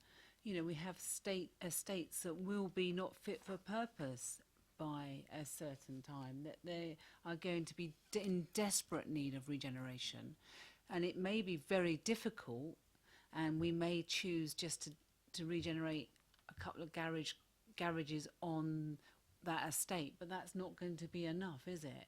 We have to have a vision for that period of time, and I just think this is very small, and it's really disappointing, because we've really done such great things with regeneration over time, and I think it's very sad, and I'm very sad by this report tonight. Are there any other comments on the paper or points? Councillor Harvey. Just in terms of the conclusions, Chair, and you trying to wrap this up, I think the danger with trying to literally buttonhole this into one of these options is, how in the world do you pick all of the comments up that you've had tonight? So you've got in here 4.1 gives you 3 options. I actually think 2 and 3 are what we're talking about. No one's saying no change. Of course, you've got to have change. Change happens naturally so in the relationship of how things develop. Each regeneration you should learn from. Every example you should learn from. Of course you should, and I think that happens actually. I think what we're actually saying is you need both approaches, and you need a far more mature approach to how we do this thing, a far more innovative approach, and that can be achieved. So what I'm worried about is taking a particular, let's tick the box of this recommendation and we've done our work this evening. I think the commentary of the committee should be captured properly. I'm sure the officers are doing that, and that should then form where this thing goes forward from here. And as the Cabinet member has said, I mean, you know, completely respect where she's coming from on this. So let's take this somewhere, let's do something with this then. And if we're going to have this wonderful new resource coming in, and if we're going to have a brand new executive director in particular in this area to work with those that are already working in this area, then let's do that. Let's do something really, really good then. I think that's helpful, and there's certainly no need to buttonhole this. And I think, as you say, there have been many comments that have been raised tonight by the committee, which can all be taken into account by the officers, and I'm sure they are. Sure they will be. And I think the most important thing for me with this is that we are looking at a breadth of schemes and a holistic approach, so that if there are larger schemes coming forward, those are absolutely looked at. But equally, we don't lose out on those quick wins. Are there any other comments before I go to the portfolio holder for summing up? Councillor Cubitt. Yeah, I was just going to say, given how fluid the situation is at the moment, and the fact that we've got these new hires coming on board, I think this paper makes a perfect starting block and doesn't exclude what is our stated objective in the local plan with regards to strategic planning. And I think it will make a perfect starting point discussion to happen with the new Deputy Chief Executive and the new whomever will be responsible for regeneration. So I think it's perfect. Microphone. Thank you. Councillor Mrs. Reid. Thank you. Well, I'd like to obviously to thank members for all their comments. Clearly, it's a subject which members feel very strongly about, and it raises, obviously and absolutely correctly, great passion within members. So I'm really grateful for that and for your input. We will take it away. As Councillor Cubitt said, it's subject obviously to further looks from the new officers as they come in. We can certainly inject some passion and vision in it if that's what members are asking for. I am totally committed to this to see that we can bring forward. But I think what we were trying to do here also is be realistic about the difficulty in the context of funding now from government, etc. And it makes opportunities harder to find and harder to grab. So where we can find them, we need to do that. But we can make it a larger piece and a larger vision if that's what members are asking for. Also, we will be thinking about another housing briefing fairly soon. So what we could do is inject this into that too, so that if members want to come and have a more sort of in-depth but workshopy approach, as Councillor James suggested, to having another look at regen within the housing briefing, we can do that also. And we can possibly put more information in front of members in terms of what the actual funding situation is now, and just make that a better context for members as well. So yes, so thank you very much, and we'll take all that forward. Thank you, Chair. Thank you very much, and thank you very much to Kate and Aaron for being with us tonight and helping us with that presentation. Thank you very much. We will move on to the next item, which is the work programme. And if members turn to page 42, you will see the new look work programme for the next year. It is better, I agree. Thank you very much to our Democratic Services Officer for the new look work programme. That's great. As you can see, or keen people will have realised that the economic growth strategy is on there twice. Once in July and once in September. That is in fact coming in September. So in July we will have monitoring the borough's water environment, which was Councillor Rattigan's motion from full council. We will also have residential permitted development, which I believe was Councillor McCormick's motion from full council. Then in September we will have the economic growth strategy and smart Basingstoke. In November, the intermediate housing policy. Nothing timetabled yet for January, although I'm sure that will change as as things move on. And then in March we have our annual update from the bid. The only task finish group that is ongoing at the moment is management companies and the non-adoption of the environment in development, which I know councillors have met twice on now, and we wait for them to come back to us in due course. Are there any comments on the work programme? Councillor Watts was first. Full council, the seal recommendation was going to come back from the inspector, and I thought it would come back to this committee. Or was it going straight to full council? I thought it best if this committee looked at that first before it went to full council. And I believe that was in October time. Just let me check.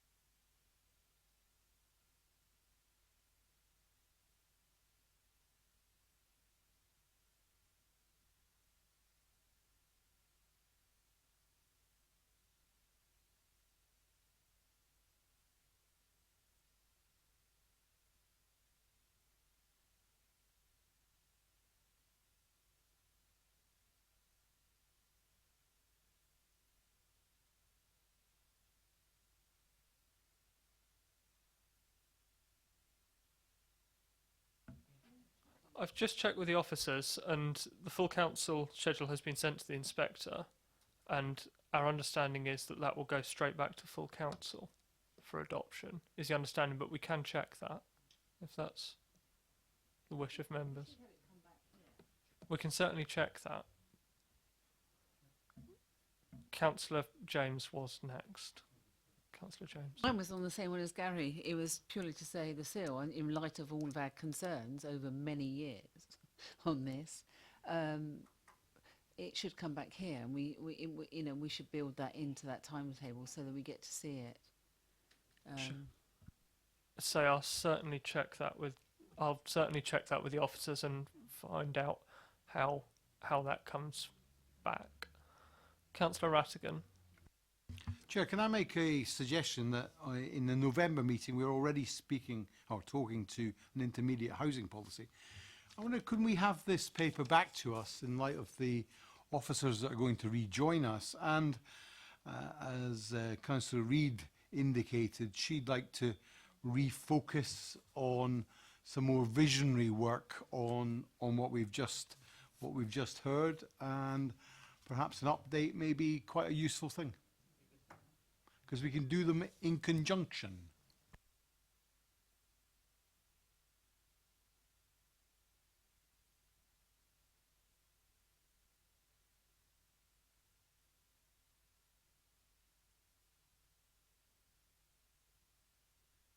It's a shame that the officers have just left, because they'd have been able to give us a little bit more context on that, but I'm certainly happy to speak to the officers if that's something that we'd like to see.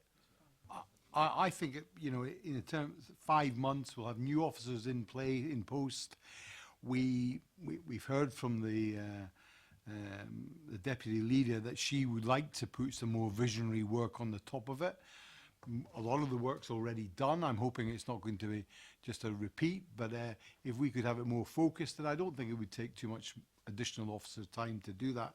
And I would ask you that you speak to them in your capacity as chair.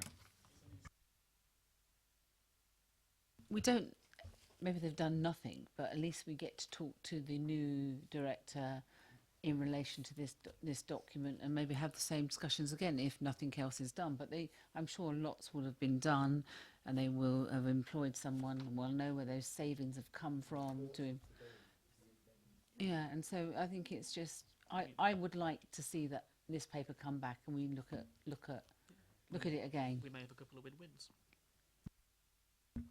I will speak to the officers and see what the art of the possible is with that. Yeah, I will ask. Yeah, it should be. Councillor Harvey.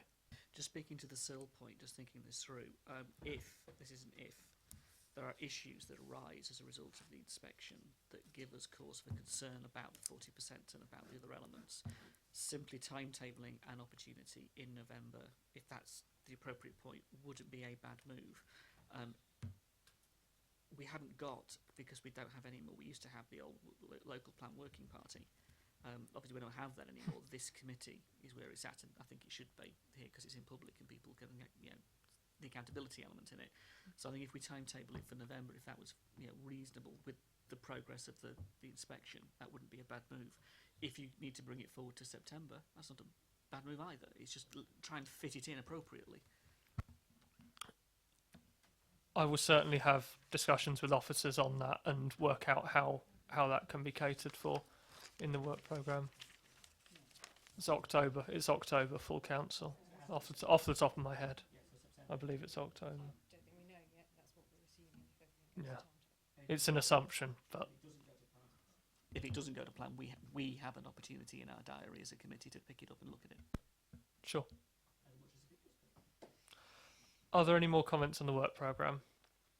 In which case, meeting closed at 9:34.